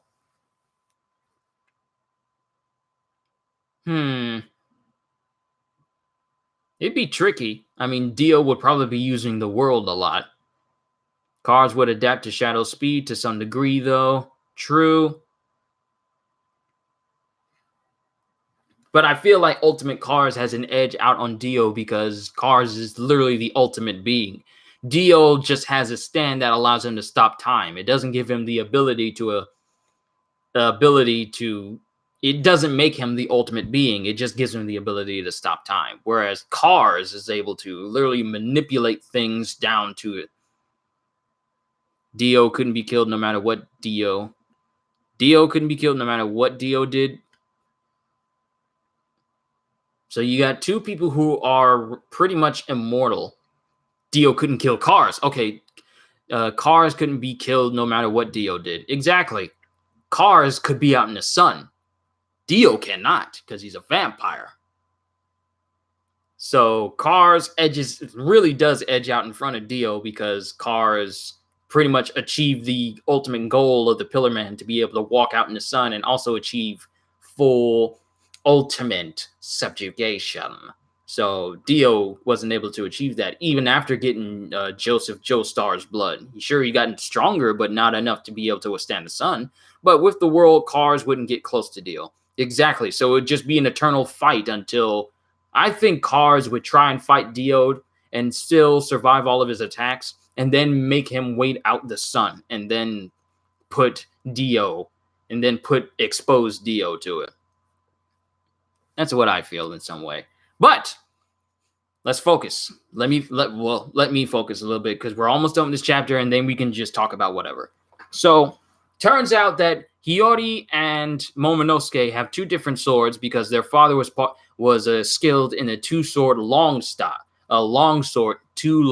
style, dual long blade style. Ultimate Cars might even develop a stand of his own. Oh, that'd be horrible because then it'd be the strongest stand around. The stand is as strong as its user, and if its user is the ultimate being, then that stand is the ultimate stand. But Momonosuke holds the Ame no Habakiri, and Hiyori holds the sword Enma. I wonder if Zoro will actually get a hold to use the Ame no Habakiri as well. But then again, he really just needs the sword Enma. But even then, we don't know the full capabilities of the sword, who made it, or how it was able to injure Kaido. Long ago, both of these swords were forged by two famous blacksmiths whose names reach far and wide. Of course, we don't get the name of these blacksmiths because it would be interesting. But I wonder if that Tengu dude back at Amigasa, I wonder if he's one of the blacksmiths. These swords have honorable origins. Exactly so. This is why you must not give it away, princess. How can you give it away so easily to someone of unknown origins? He cannot wield Lord Odin's sword. I do not know what events occurred for the sword god Ryuma's sword, Shusui, to end up in your hands. However, to this country, it is a sacred treasure whose disappearance caused the whole country to grieve. And Zoro just pretty much says, I'm pretty sure Moria stole it. About to bounce, but before I do, I think Drake freed Law and just pointing out that Kaido and Big Mom clashed for 2 days straight. And also, I think the numbers are contenders to even calamities. Maybe so. But at the same time, Jinbei, I hope you had a good time while you were here. I'm almost done. We're going to talk a little bit after these chapters are over with. But I hope you enjoyed this reflection and you have a fantastic day. And I can't wait to see you in the next one. Continue to be awesome. I'm pretty sure Moria stole it.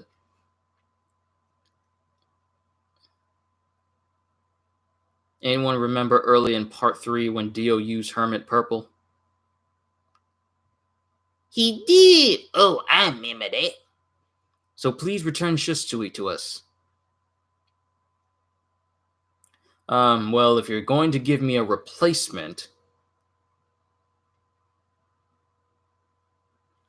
then I guess it's okay. I did get to know Ryuma when we crossed swords, even if it was just his corpse. Fine, okay, I'll give you guys back the sword, but at least let me visit his grave afterwards.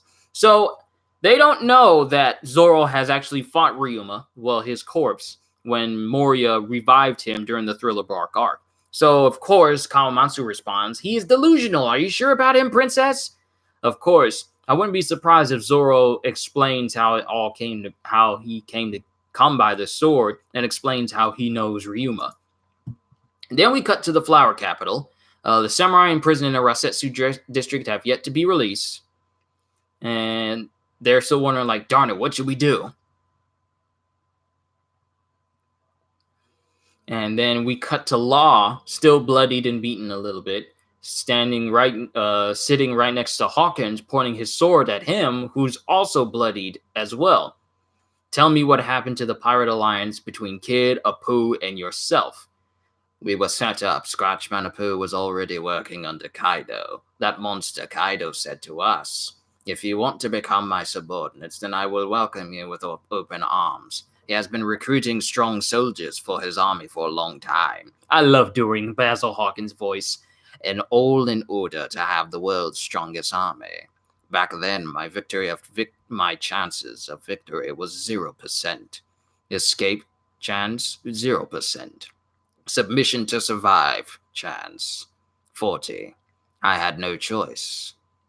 But Kid and Killer were a different story. They tried facing him head on and fought until they both collapsed. But Kaido never kills people like that.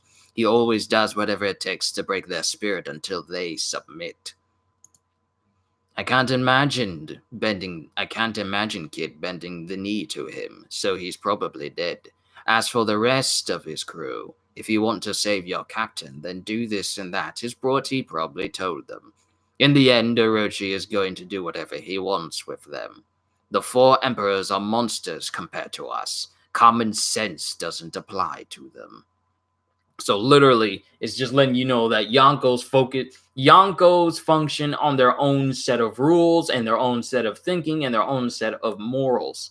So common sense for normal people does not really apply to them because they are that strong. Common sense does not compare. Common sense doesn't apply to their strength, period. But then he says, "You're doing pretty well in your alliance with Straw Hat." And he's smiling at him when he's saying that, trying to be vindictive. "You came here together on good terms, but how do you feel now? Have you changed your mind?" And then there's a slash. It looks like 2 slashes. And then Law says, "It's none of your concern." These Discord pop-ups keep popping up everywhere. Then there's a clang with him opening up his cell door. There's a person standing there, but we don't see who it is. "If letting me escape is part of some grand plan of yours, then I'll go along with it." Some people think it's Kid. I think it might be Kid. Stretching. Good Lord, stretching feels good. Part of me thinks that it could be Kid, and other parts might think it could be Diaz Drake. But then again, Diaz Drake doesn't have does Diaz Drake have a massive coat over his shoulders? Because the way this person is drawn, they look like they got a massive coat over them. If he doesn't, then part of me thinks that it might be Kid. But for what reason would Kid go out of his way to free Law? Is what I'm thinking. It's peculiar, actually. Then it cuts down to 6 days until the raid on Onigashima. Luffy's still training at Udon, and Grandpa Heel's still trying to get him to train. So I wonder if all the supernovas will team up aside from Apu. So Luffy is literally beating up on a steel wall, trying to break it using that version of haki that Rayleigh and Sabo can use. And he's picturing Kaido, and it goes to 5 days until the raid on Onigashima. Then it goes to Kuri in Amigasa Village. And we all get the understanding of why Yasuye put 2 lines on the Habu snake's stomach, telling them that the new place that they're going to be meeting up is at Port Itachi. Then we get to Port Itachi, and Frankie is pretty much working with everyone, working with Usopp and all the other shipwrights that are there to repair the ships so they have a way to get to Onigashima. Then it cuts to the weapon preparation squad, where they're all preparing ways to get the weapons to everyone. Then we have Ringo Sword Recovery Squad, where they're gathering all the swords together. Then we have the Kibi Rebels Commander Squad, where they're getting everyone, some more rebel commanders together so that they have some hierarchy, it seems. Then it cuts to Nami asking why there's lines on there. And it turns out that Kinemon knows, and he explains it to us. At first, because we drew a Habu snake, it indicated that we would assemble at Port Habu. But now there are 2 pairs of legs on it. All ports in this country are named after animals, where we have Port Kaeru, Port Mogura, Port Habu, Port Tokage, Port Itachi, and Port Neko.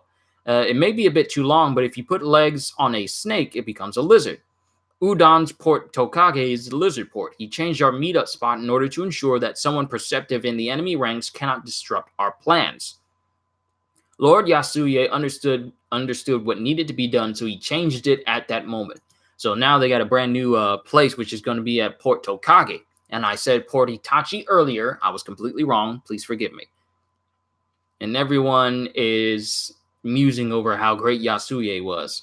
So we have Shinobu, Kawamatsu, Kanjuro, Raizo, Brook, Zoro. And pretty much everyone is there now. Everyone has reunited with everybody. So Zoro is there, along with Sanji, Momonosuke, Nami, Robin, Kanjuro, Raizo, Toko, Sanji, Brook, Shuten Maru, Inuarashi, Kinemon, Shinobu, the Tengu dude. So many people convened in one place. And this is the area. They're here in Kuri in the Amigasa village. This is where Kinemon says they're going to start their strategy meeting. This may seem like a sudden revelation, but there are actually 2 ways to enter Wano country. First is the currents that we've seen, the big storm currents where you need a carp in order to jump up the waterfall to get up to the level that is Wano, up in the massive mountain area. The first is to have a carp pull your ship up the waterfall. This method is hit or miss. The second method is to enter the cave behind the waterfall, which is a secret entrance that only Kaido and Orochi are capable of opening and given permission to open. Then you go inside this big old cave system. You go in there and you go to Port Mogura, which uses a gondola to transport the ship up the massive space that is the long elevator to get you all the way up to the Wano country. Of course, this is only possible with the permission of Kaido or Orochi. At the end of the cave is Port Mogura. From there, both crew members and cargo will be pulled up using a gondola. The tunnel leads all the way to the top, and there's like a big, massive seaport where people can actually just transport themselves up. They will then travel across Hakumai to reach their destination. And then we cut to an area where we pretty much see Pooh for the first time ever since the little meeting that him, Kid, Killer, and Basil Hawkins were having on that island. Hello, Kaido-san. I've arrived in Hakumai. What? Did you come back to attend the banquet as well? So apparently, Kaido was wondering, like, what are you doing here? Did you come to join us? Of course. We can't miss the Golden Kakudo, which only happens once a year. The ones who refuse to join your crew don't know what they're missing out on. We're going to make this year's flashier than ever. Now, that's what we're going to make this year's flashier than ever. Now, that's what I like to hear. Let's do it. Then we cut to 3 kids. I never noticed, but there was a little girl inside the knapsack of one of the kids. So 3 kids there. And it says, who is it? It's a number from Onigashima. Now, when this kid said number, I was thinking, do they mean a Pooh? But no. We find out that we need to get away from here fast or we'll be eaten. It seems like the numbers have returned. Huh? They're attending the banquet? They've all got drinking problems, so I hate having them around. And it turns out that it's not a Pooh that the little kids are talking about. It is the massive, humongous, monstrous, silhouetted beings that are walking with Scratchmen. So on top of there being calamities, gifters, waiters, and pleasures, I remembered, even though I put the little subtitles in there, there is an additional category. I forgot. There are calamities, headliners, gifters, pleasures, waiters, and numbers. So there are currently in total 6 different categories within Kaido's crew dynamic. And I feel like the numbers are ranked right underneath the calamities themselves. So calamities, numbers, gifters, pleasures, waiters. No, I'm getting it wrong. Calamities, numbers, headliners, gifters, pleasures, and waiters. That is it. That's the whole hierarchy from strength all the way down to the weakest. Then it cuts to the banquet on the night of the fire festival is going to be the best because apparently the fighting for Big Mom and Kaido is apparently over. What's up with them? Did they become friends while trying to kill each other? Hey, listen up, you lot. What is it? We, the Beast Pirates, and the Big Mom Pirates have decided to form a pirate alliance. The first ever Yonko alliance in the history of One Piece, being formed by 2 straight-up monsters. And this shocks everyone to the point where the panel where it shows Onigashima, even the skull fortress that it is looking on in shock like, We'll go all out to kill each other after we take over the world. They're just drinking and being so casual with one another. And I think this is the first time where I see Kaido having a full-on genuine smile. Like one that isn't like a smirk or anything. He's legit cheesing. And they're both drunk, but I feel like their proposition is genuine. Whew. But seriously, we're on break next week. So we're not going to get a chapter to either continue this conversation or how this reconciliation came to be next week. Or so either 2 things are going to happen. Either we're going to cut back to the rebellion and find out what's going on there. Or we're going to cut to Big Mom and Kaido and find out what all is going to transpire with their whole, them teaming up with one another. And that window's gone. And those are all 4 chapters in the month of August for One Piece. September, October, November, December. We have 4 more months left before we are before we're done with this year and we start to move into the year 2020. That is something. But in that same instance, I'm wondering where the story is going to go from here. Because now we have an even bigger threat. We have not only Blackbeard just basically doing what he wants with 2 devil fruits, posing as a threat to pretty much the entire world, but now we're going to have 2 Yonkos literally joining forces with one another. Something that the world government was really hoping would not happen whatsoever. And now it's going to happen. The world can barely contain 4 Yonko at once.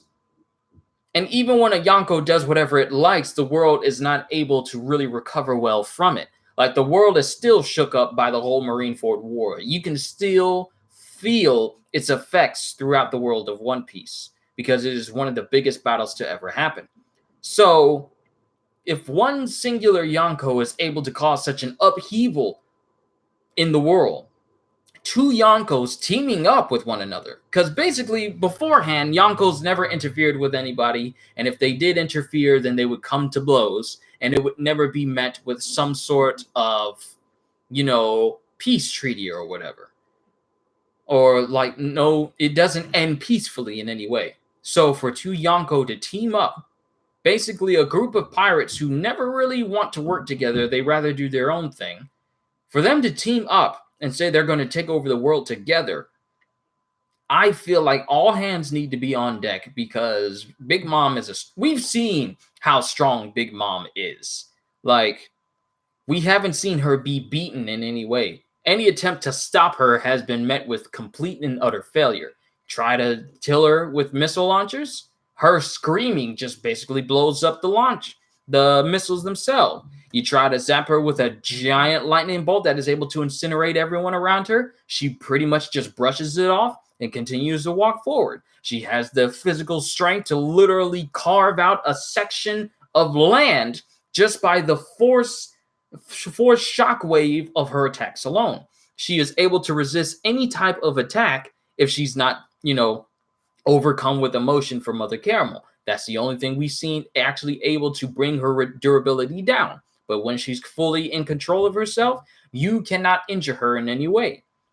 Then we have Kaido, an individual who is known as 100 Beast Kaido, the unstoppable monster, who, despite people's many attempts to kill him, have all failed. Try to impale him, doesn't work. Try to behead him, doesn't hurt. Try to hang him, doesn't work. Try to arrest him on prison ships, it just doesn't work.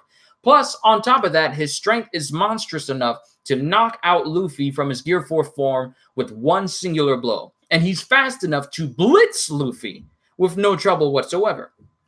Able to send people flying long distances out into literally the far atmosphere with the sheer force of his blows, and is able to basically beat anybody and go toe-to-toe with other Yonko, no problem whatsoever, who has only received one scar thanks to Kozuki Oden's sword Enma, and also has the Devil Fruit ability.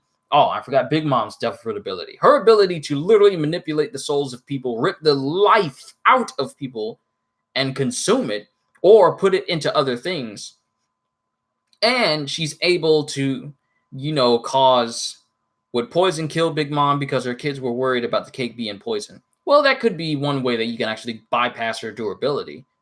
But who knows how good her metabolism is on the inside if poison would even work on her. That's just something we never found out. But she has the soul ability, allows her to put portions of her soul into things, even create things from her own soul that also are devastating. Created Prometheus and Zeus, which are very, very powerful homies under her employ. Under her rule, under her control. Then you have Kaido with the Devil Fruit ability to turn into a dragon, who is able to grab onto clouds, form clouds, and fly through the air, able to release nuke-like blasts that are capable of decimating entire areas, no problem. Has ridiculously high stamina, ridiculously high durability, even being pummeled by Luffy in his Gear 4 form, with all of Luffy's major attacks, did absolutely nothing to Kaido, didn't even leave a scratch on him. Not to mention, these two pirates have ridiculously powerful other members in their crew.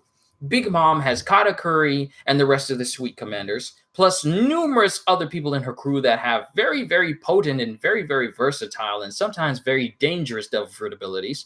Then Kaido has an animal-based crew system where his calamities are all ancient Zoan-type users that are all ridiculously powerful. Queen is a massive Brachiosaurus. He has Jack, who's a big old mammoth who has massive strength. Then he has King, who can turn into a Pteranodon, which literally offers him multiple venues of destruction and power. And this is just from his calamities. We don't even know what the numbers can do. So hopefully we find out in the next chapter. Plus, he has numerous supernovas under his employ. He has Basil Hawkins. He has Scratchman Apu. He even has Diaz Drake. And he also has another member called Page One, but we don't know the full extent of Page One, even though he can turn into a Spinosaurus, which is kind of cool. I like Spinosaurus. But Kaido has so many people under his employ, and Big Mom has so many people in his and her crews that are ridiculously powerful that just two Yonko by themselves are capable of taking on anything. But Yonko and their entire pirate crew being used to take over the entire world, I think we have another significant threat other than Blackbeard doing whatever he wants out there in the world. Plus, there are still people in the world still trying to vie and go for the title of Pirate King, which is automatically going to have them clash with the Straw Hat Pirates. And the Straw Hat Pirates themselves already have a grand fleet with numerous members of the Corrida Coliseum. Corrida Coliseum. I'm going to say that. So, not to mention, the world government already had trouble trying to face off against Whitebeard. Whitebeard was 72 when he died. But before he died, he pretty much decimated and he pretty much took on the Marines with his own crew and some members that were part of Whitebeard's crew as well, like different captains and whatever. He really gave the entire Marines a run for their money. Just one Yonko by themselves and their crew. We got Big Mom and Kaido wanting to team up together, forming a first ever pirate alliance. The world government needs to get their heads out of their butts and prepare themselves because the Yonkos are coming. They want to take over the entire world, and I feel like the world government is not ready for the destruction that's going to happen. They thought that Blackbeard was a significant threat by himself doing whatever he wanted, but now you're going to have Big Mom and Kaido joining forces together to basically take over the entire world. I'm done. The world is not ready. The world is not ready. Neither am I. Consciously, I'm not ready for this whole thing to go down because it's not something that really popped into my head at the time. I never thought that Yonkos would really want to join up with one another. I thought they would just keep their goals separate from one another. But lo and behold, we got Big Mom and Kaido doing this very thing that could very well bring the world to its knees. Because the world government would have to bring some serious stops in order to stop just one Yonko. I don't think they have the world is not ready for two Yonko to take it over.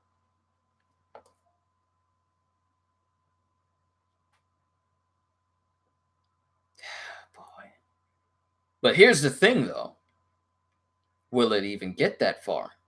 I feel before this Wano arc is over, the Big Mom Pirates and the Beast Pirates Alliance may never even come to pass. Like, we're getting it all in our face. And of course, the thought in my head is that what if it actually happens? But here's the thing. If the goal for Wano is to get rid of Kaido and Orochi, what will happen that will make the alliance between Big Mom and Kaido not even happen? I feel like as much as we're getting all of this in our face, I feel like the alliance between Kaido and Big Mom is in word only right now. The only way it could happen is if the Straw Hats and the people of Wano and the rebellion is if they fail. Because if they succeed, Kaido will lose. The bounties of the Straw Hats will go up. And in some way, maybe Big Mom won't see it as worth being an alliance of a person who can't even beat the Straw Hats. So on one hand, if Big Mom and Kaido team up, then something has to happen with the rebellion that would make it so that Kaido is still in a position of power. And if the alliance fails, then it would mean that the Straw Hats and the rebellion succeed in their plan. They dethrone Orochi. Whichever person is next in line to succeed Oden, which pretty much is Momonosuke, assumes that space, and Wano goes back to the way it was before. I feel like the only way this is going to happen, I feel like the only way this Big Mom and Beast Pirates could Yoshikage Kira beat Dio. Funny you should ask that. Let me just finish this one thing about One Piece, and then we'll talk about some other things.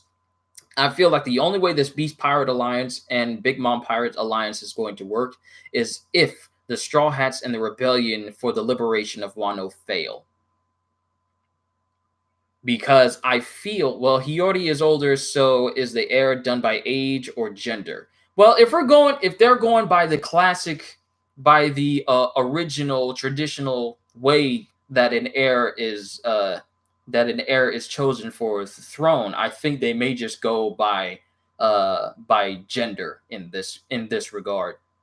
Not because Momonosuke is younger or because Hiyori is older, but the fact that Momonosuke is the last son heir. I could be wrong, and they could just do it in the way of age. And since Hiyori has been around in Wano longer than Momonosuke has, she has a lot more knowledge of the goings-on of Wano itself, so she could very well may be the next ruler of Wano when Orochi and Kaido are driven out. So who knows? We'll have to see once the assault of Onigashima starts. But I feel like even though we're getting words that the Beast Pirates and Big Mom Pirates want to make an alliance, the only way it's actually going to succeed is if the Straw Hats are out of the picture. Because their goal is, the Straw Hats' goal, along with Law's goal, is to take down Kaido. Like one of the Yonko, Luffy said that it doesn't matter what Yonko they take down as long as it's not going after Shanks. So the only way this alliance between Big Mom and Kaido is going to prevail is if the Straw Hats and the rebellion fail. That's what I feel. because the Straw Hats have been too much of a thorn in many people's side for them to be seen as like some underestimated threat. So that's how I feel. And overall, all these chapters, very good. As it says in my descriptions, I feel like Oda is exceeding expectations. He's actually doing the right way to write characters, I feel personally. Now, not everyone will feel the way that I do, and I'm not a massive One Piece fanboy as much as I love this series, the anime, anything that they release and everything. And there have been some moments where Oda's chapters have kind of fallen off a little bit, but Wano has been pretty solid so far as we're going into the fourth, maybe fifth month of Wano. But I feel overall, all these chapters for this month are it's just another stepstone of things that are about to go down. It says we're 5 days away from the assault of Onigashima. They've already got weapons. They've already freed all the people from Udon. They already got Frankie and other shipwrights working on the ships at Port Itachi. And they're all pretty much convened everywhere. The only thing that is not accounted for is Denjiro, the only scabbard that is left. And we have no idea where he is. But overall, for the month of August, I thought these chapters were pretty solid, and I'm really looking forward to the next one. So that's all I have to say for One Piece as a whole. Also, I'm really looking forward to when One Piece Stampede comes stateside. I hope it isn't out now, otherwise I'm going to have to go out and watch it. But I'm looking forward to One Piece Stampede stateside. I can't wait for the Tokyo Game Show so we can see more of One Piece Pirate Warriors 4. It looks good. I just can't wait to see it. Yo, Mochi Man. Sorry you missed out on the whole recap for One Piece because I just finished. But the stream will continue just a little while over so I can read the rest out of your comments. So, could Yoshi Kagekira beat Dio? So, I am on episode 22. I have to say, Yoshikage Kira is the most messed up dude I have ever seen. I'm looking at these episodes. This dude goes into a sandwich shop, takes the severed hand of a lady and sticks it into the sandwich. Then when sauce gets on the fingers of that severed hand, he licks it off. I was like, nah, that's nasty. Oh, that's nasty. That's nasty. Nasty. Also wondering if Hiyori has the same power as Momo in hearing and commanding Zunisha. Like the power of all things? Thought that Denjiro was the guy who pretended to kill Hiyori. No, that's Kiyoshiro. Kiyoshiro. Denjiro is someone completely different.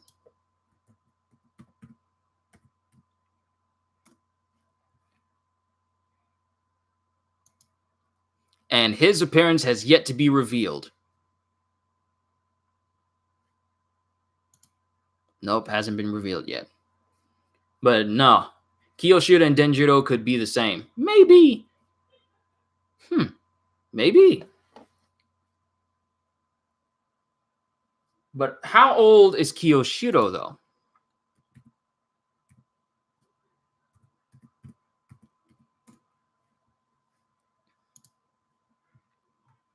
Kiyoshiro. How long has he been around? He's a large man whose hair is pulled back in a top knot that forms a massive faux pompadour.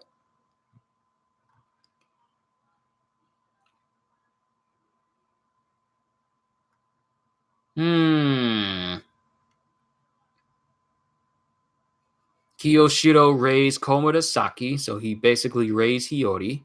When Kawamatsu was imprisoned, at some point Kiyoshiro was Komurasaki at a shop when Bingo realized he had been swindled by the courtesan, and that was in the past.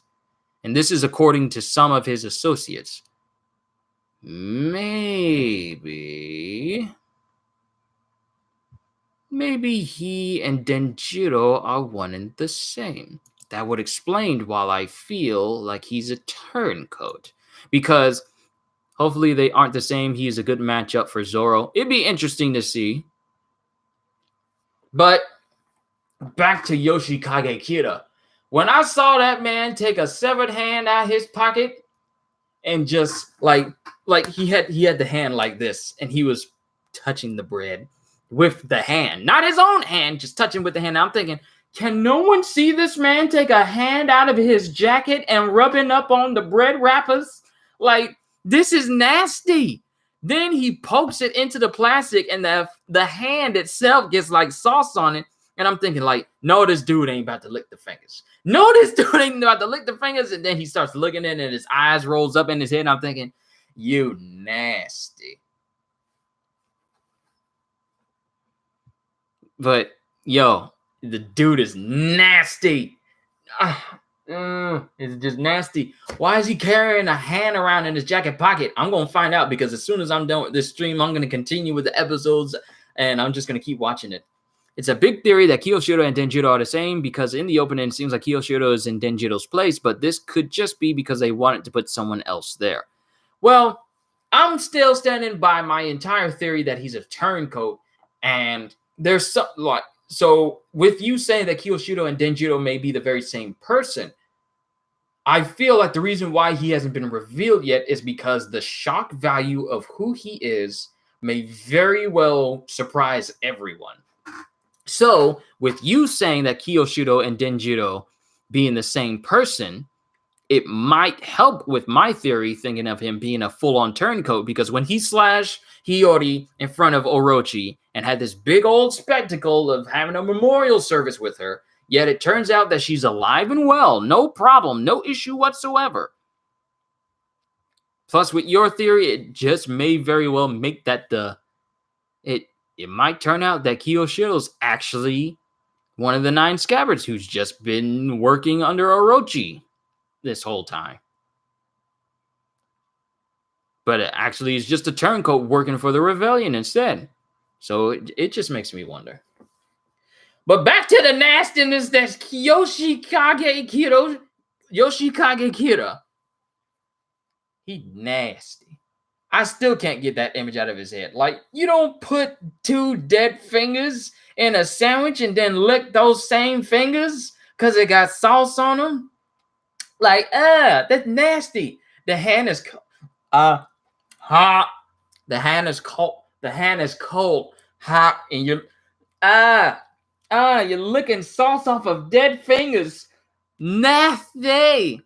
Still remember when Dio used Hermit Purple? Was that after he got some of Joseph Joestar's blood in him?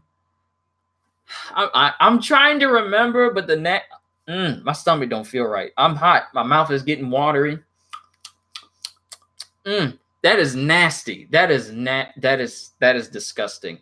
And I've watched that is disgusting, and I can watch basically Overlord, no problem, and it's got nasty stuff in it, and Hellsing Ultimate, and it's got nasty stuff in it, all the gore and stuff. But seeing a grown man, take a severed hand out, stick it in a sandwich, and lick the sauce of the sandwich off the fingers of the severed hand is just disgusting.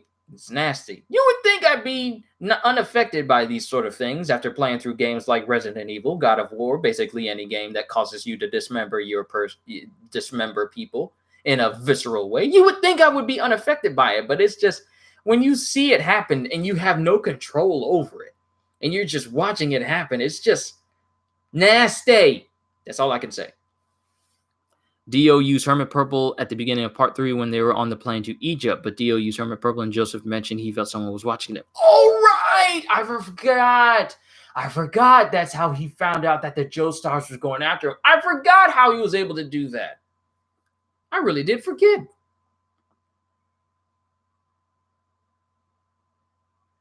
Wow. I really did forget about that. But yeah. That's how I feel about Yoshikage Kira. But back to what you said, could Yoshikage Kira beat Dio? Well, here's the thing. I just seen Kira, but my point is Dio didn't have to break the camera. So does that mean that Dio had a grander... And when Yoshikage saw another female, he cut ties with the hands by destroying it. If that is in the anime, I haven't watched that yet. The last episode I stopped at before I did this stream was when he confronted the kid with the spike head. And he just revealed his stand called Killer Queen. Killer Queen?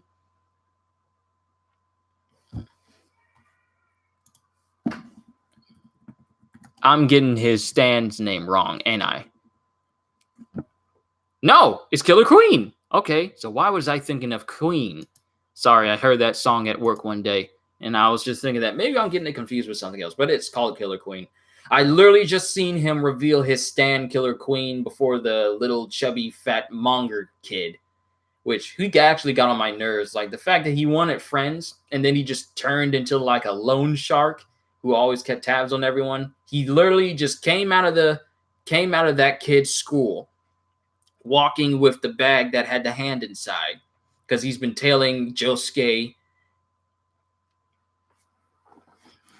He was tailing Josuke and the little kid and the little 8th grader to their school in order to get that bag back. That's where I stopped at. He just revealed his stand Killer Queen. That's where I stopped at. So I'm literally on the episode. I'm about to start the episode after the stream is over to continue. Also, I'm going to start actually 2:10. How long have I been doing this for? 2 hours? Dio's original stand, the world, was supposed to be a collection of all the other stands we saw.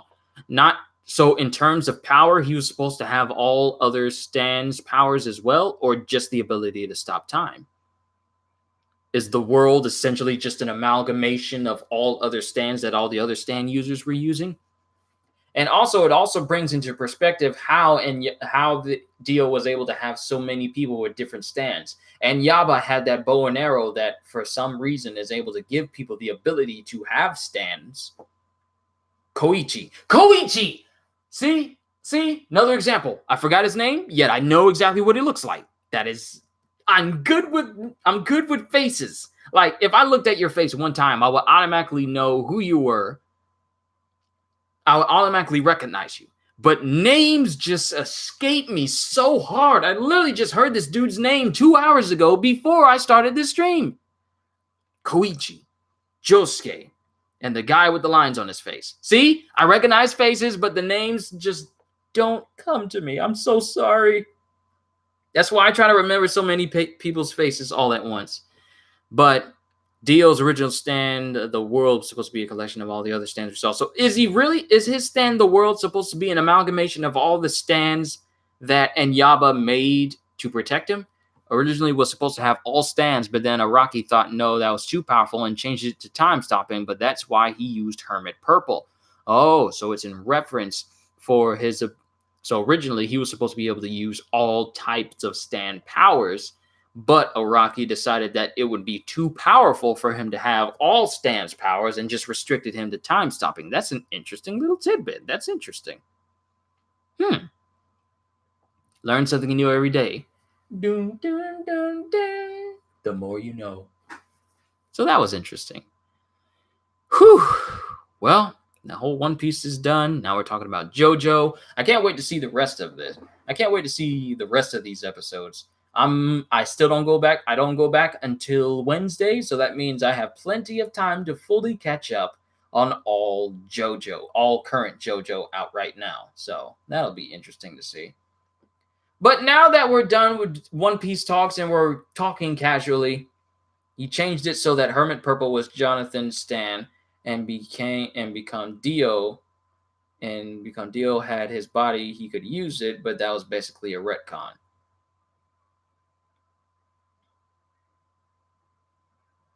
Oh, you say because Dio had his body, he could use it, but that was basically a retcon. Okay. Do you mean Okuyasu, the user of the hand? Okuyasu! Exactly. See, you guys get it now? I can see that, I can recognize the face, but not the name.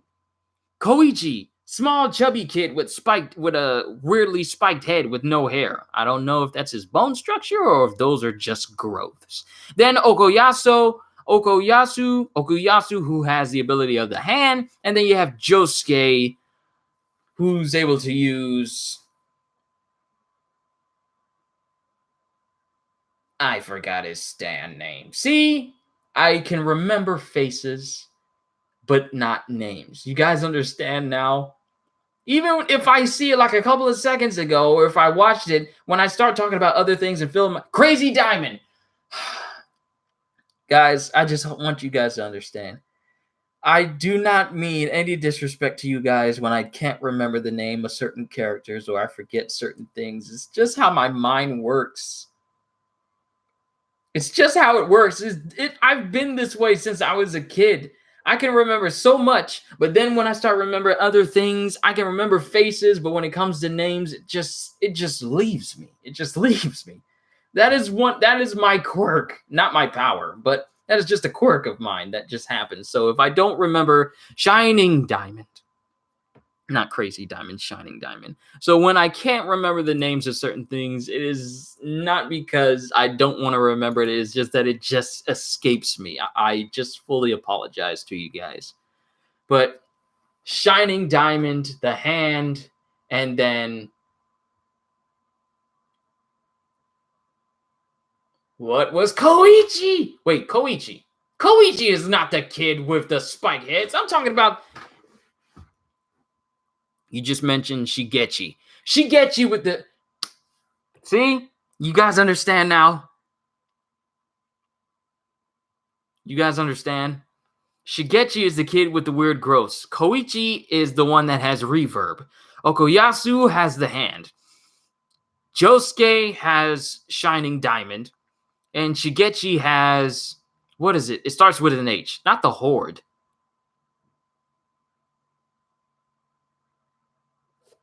Great, now I gotta look it up.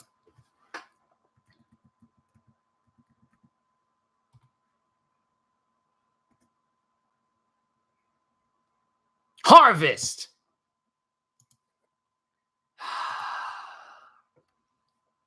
See, I'm just bad with the names. I'm so sorry.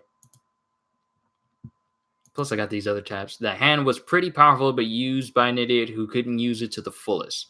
You really wouldn't have to worry about too much if you have a stand who has the ability to erase space in between you and another person. Which means a person, if the hand was in use by a person who was like an expert martial artist, you would never be able to beat that person. Because that person would always know how to close the distance between you, and you could never have a moment to rest because he always just swipe, and you will always be instantly within striking range.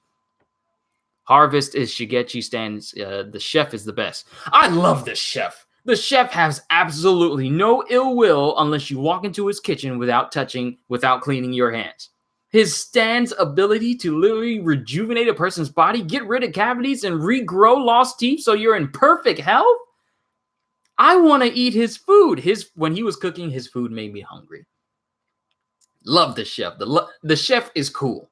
I forget his name, but the chef is cool. He has by far one of the most benevolent stands ever. Even though it looks like its stand is harming you, like causing your insides to come out, but it goes back into your body and your body feels better than ever.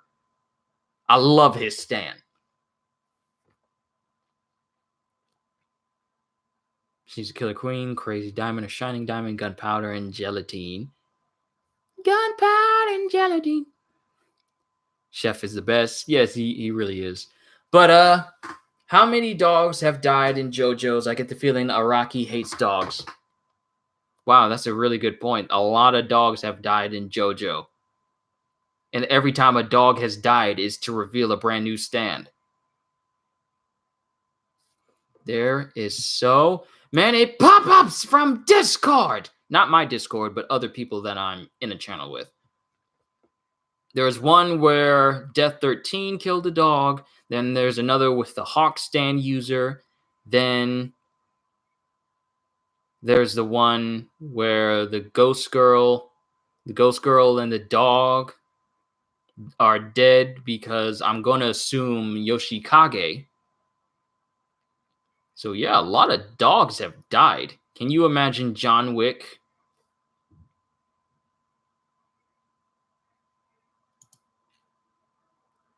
Can you imagine John Wick with the hand?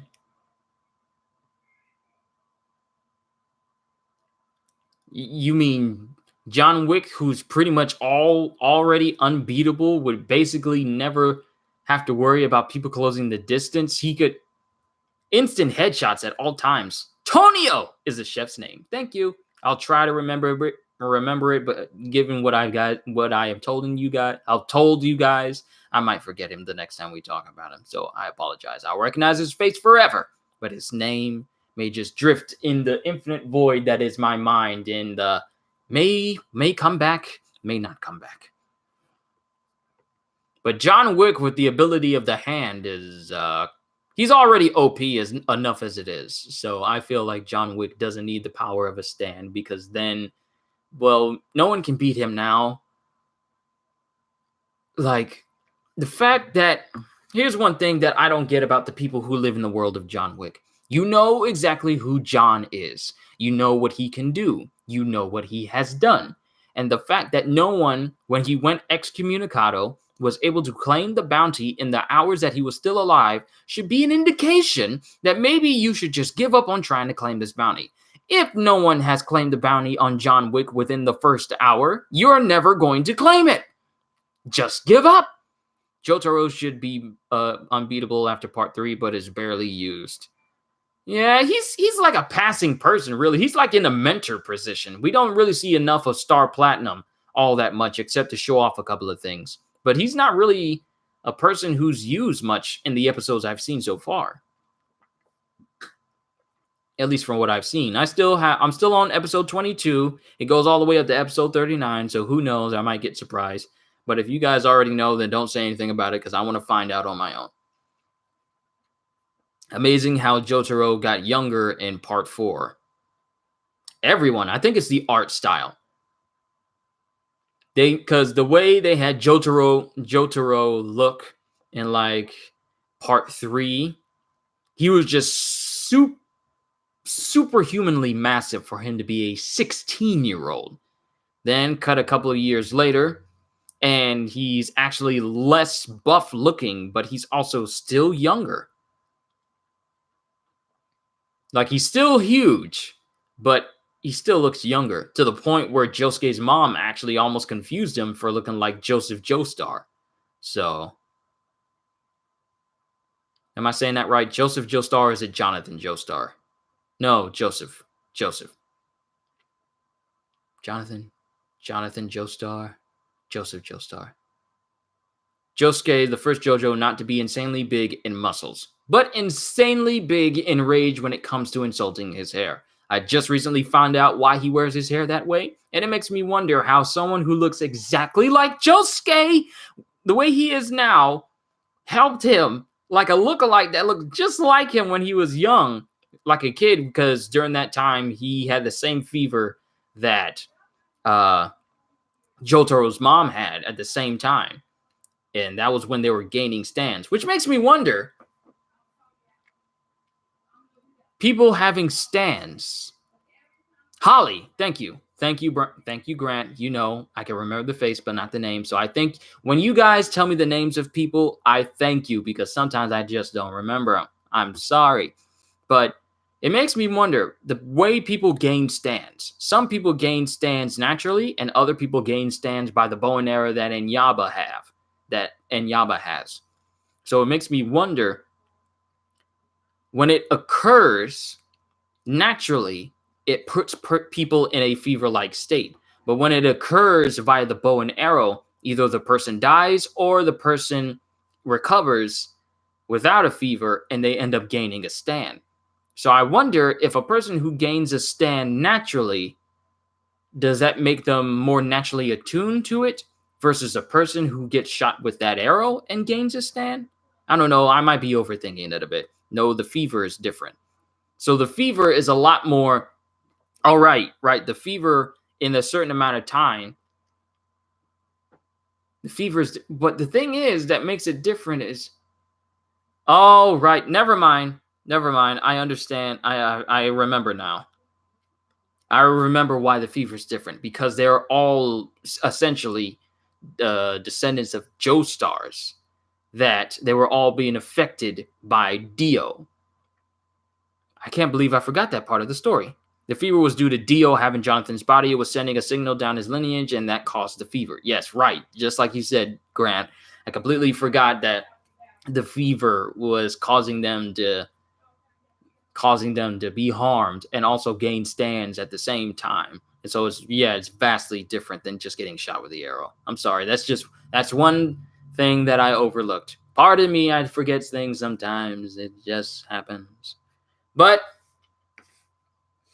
overall, I like JoJo's Bizarre Adventure. It's like something that's popped up so many times during YouTube, and sometimes when I go to my local bookstore, I look at like the volumes of JoJo's Bizarre Adventure, and it never dawned on me to actually look at it. But now that you guys have suggested that I check it out, I can't get enough of it. I love the series, I really do. As bizarre and as weird, looking at you, Yoshikage, you and your weird, nasty looking fingers. After looking at it for a while, I have to say it's one of my favorite animes. No joke, I like it. I really do. I wonder if there's a good game of Joestar out there right now. I may have to look into it. But that's just how I feel on JoJo's Bizarre Adventure. We're going on 2 hours and almost 30 minutes, about 5 minutes still. Doing good so far. But here's something. Natural stands come from parentage, but originally I think the arrow gave even those people's parents stands. Maybe. If that's the case. Because here's the thing that I was thinking for a long time. I thought that those who use Hamon somehow brought about the existence of stands. Because I don't remember Jonathan Joestar being shot by an arrow. And I don't remember Joseph Joestar being shot by an arrow. Yet Joseph Joestar, in his later years, got access to Hermit Purple. So I thought that just Hamon Dio was shot by an arrow. And okay, never mind. Dio was shot by an arrow, and using Jonathan Joestar's body, him having a stand sent it down the lineage of Joestars and added the ability to have stands to everyone, including Joseph Joestar. Bing! Light bulb. Sorry, mine's was out of order for that moment, Grant. Araki originally wanted a time travel angle for Josuke's backstory, but decided against it. I'm glad it actually went that way because it's, for some instances, it's difficult to write time travel into a story without there being conflicting plot holes and paradoxes and different timelines that could conspire by events messed with in the past and the future. So I'm actually grateful he didn't go that route because it's hard to do time travel right. That's how I feel. But there's not much more I can say concerning One Piece or JoJo's Bizarre Adventure. You miss Hamon. It was so useful and could have had a lot more use, but they just switched to stands completely. I feel like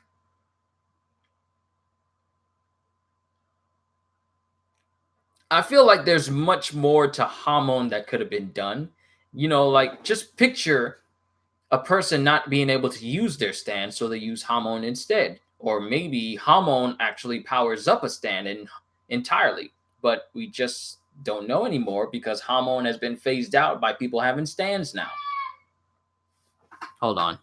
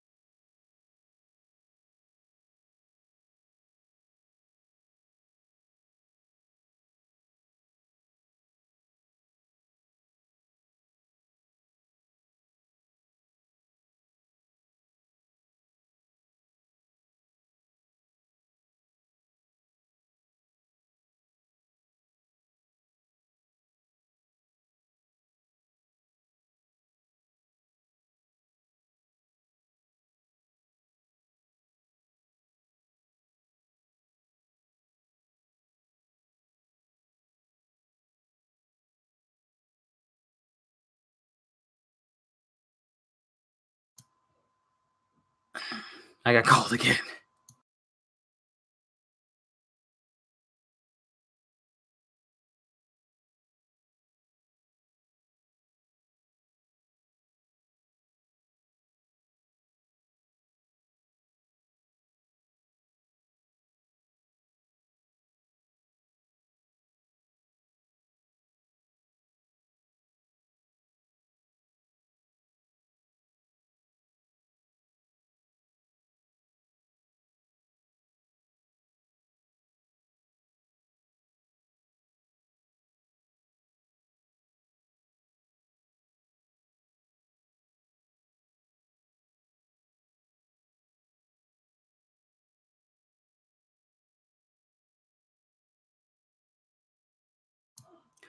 All right, I'm back. Apparently, a lot of people need me.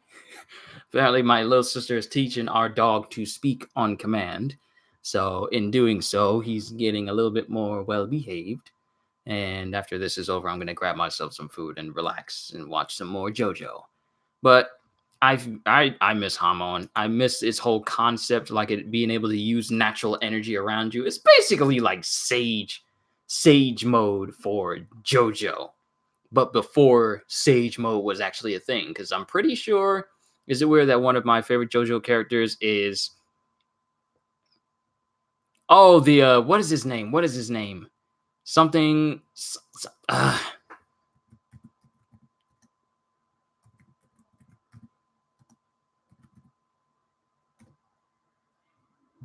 Rudolf von Stroheim. There it is. German science is the greatest in the world.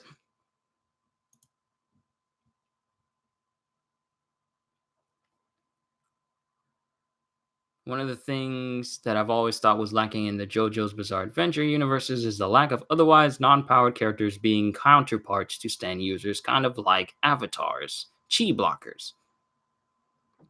So, yeah, when you think about it, there isn't really normal people who can actually stand up against stand users. Stand against stands. When you think about it, yeah, you're right. Like for Avatar, there is chi blockers. For people who use ninjutsu, there are the Hyuga clan.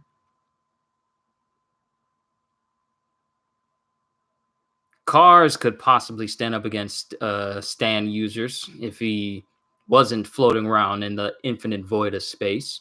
But there really isn't any counter people versus Stan users. There aren't any counter stands. There aren't counter stand users. Like normal people who are able to take on stand users. There really isn't when you think about it. Powerful Hamon users, maybe, but since Hamon is no longer as relevant as it is before, because now stands are much more, versatile and expansive and descriptive, and so many different powers for them. I don't think we'll see Hamon come back, unfortunately. I actually like the whole concept of Hamon, but now it's been traded for stands. Hamon could have been a near perfect counter to some stand powers. I think it could have been cool. But that's just my opinion. So, ladies and gentlemen, I got something I want to say. Hamon was used for thousands of years and then just lost to the world out of nowhere. The last Hamon user was Joseph Joestar. The fact that he didn't try to teach Jotaro any of it, it's kind of sad, actually, due to how versatile it was. Huh. But last thing I want to say to you guys is moving forward with this channel, I am currently at 942, actually. You guys, you help make this channel still about Caesar. What is his last name? Caesar. It was an Italian something. The dude that taught Jonathan Joestar. Or that one guy. It was something that started with a V. Zeppeli. Yes, that's what it was. I thought Caesar was pretty cool. But back to what I was saying. This channel is growing ever closer to that 1,000 mark, and I just wanted to say thank you guys for helping me get this far. I can't thank you guys enough. You guys have helped turn Kyushu 90, this channel of Kyushu 92, into such a wonderful fan base that everyone is able to enjoy. His death was unnecessary. Such an awesome Zeppeli did not need to die. But overall, I just want to say thank you for helping this channel rise higher and higher. I know I may not be the most, am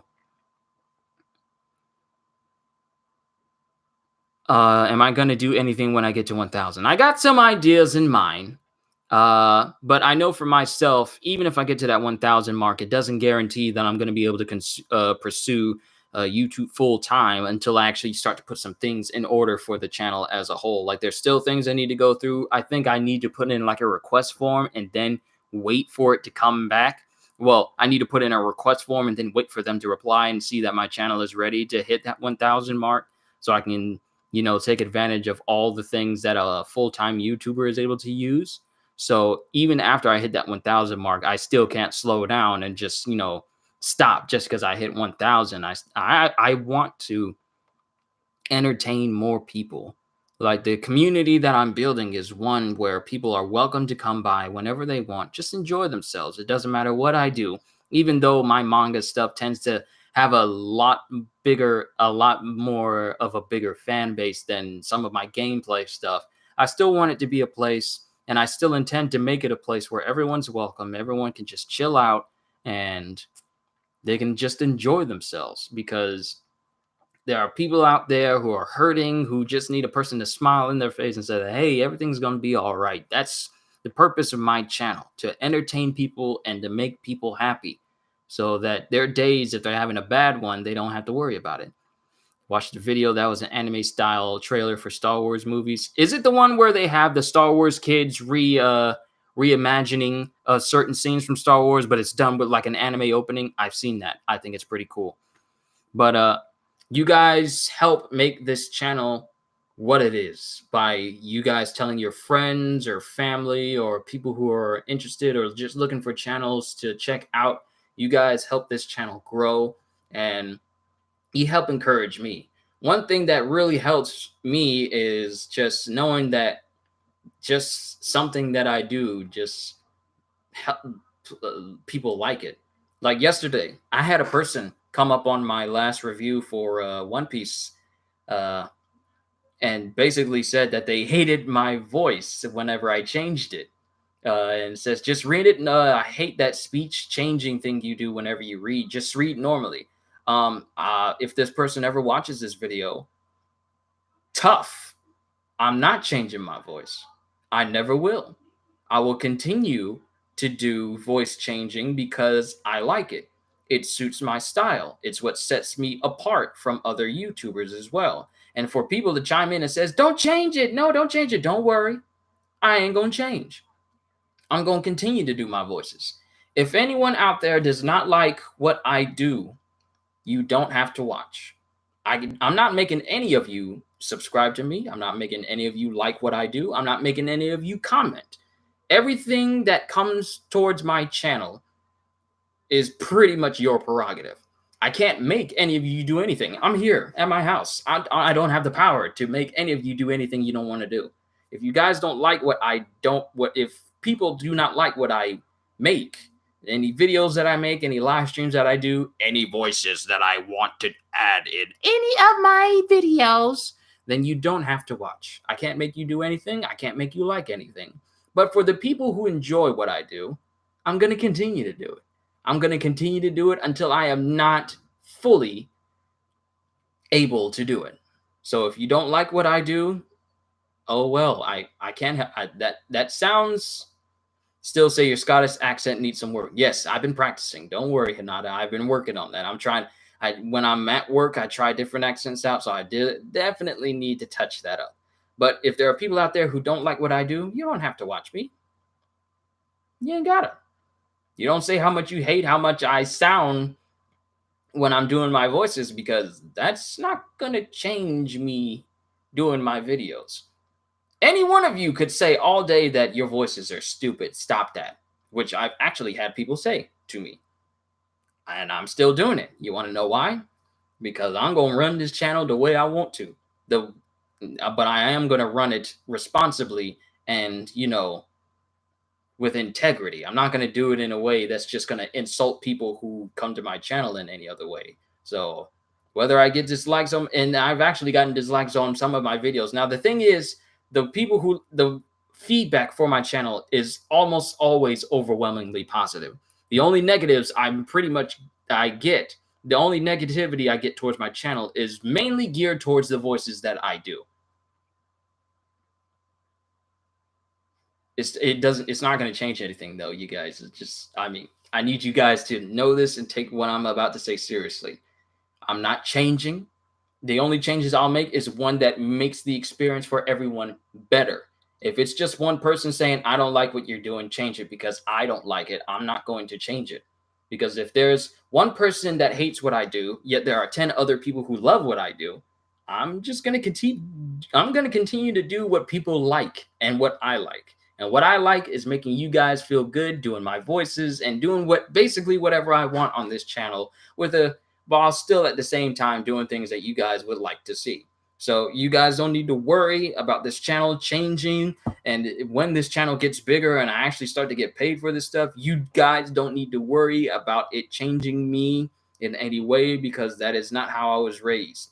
With success must come humility. You must not let your ego get the better of you when you start getting blessed, when you start getting paid to do stuff that you're good at.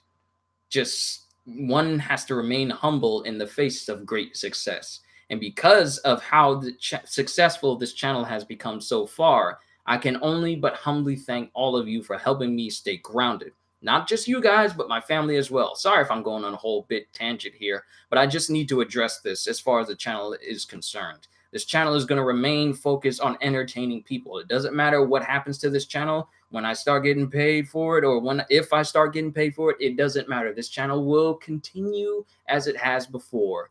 It will not change. It will not slow down. It will only continue to get better. So with that being said, I love all you guys. You guys are amazing. You guys are what also inspire me to make videos, because I know some of you guys look forward to the next thing that I do, whether it be like a game or whether it be me reading manga.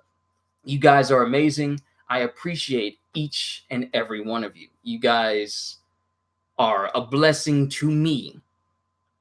So thank you, every one of you, from Hinata to CJ to Grant to the Mochi Man to Cool K to EGK to so many other people who watch my channel. Dennis Demu. There are so many people, all 942 of you. If I could read out your name in a big old list right now, I would. But to say that I'm grateful to all you guys is a vast understatement. You guys are amazing. You help make this channel awesome. So with that being said, I hope you guys continue to stay awesome. I'm going to end it right here on a high note. You guys are awesome. You make me proud, and I am proud to be your YouTuber. So with that being said, hope you all enjoyed. Can't wait to see you all in the next video. So have a fantastic day. And once again, as always, sometimes I forget my own outro. Ain't that a mess? So once again, as always, later, peoples. Now I'm hungry. It's time to get something to eat. I hope Kira does not lick sauce off her fingers again, because that's nasty. I can't look at that no more. Yoshikage Kira is nasty. He's nasty.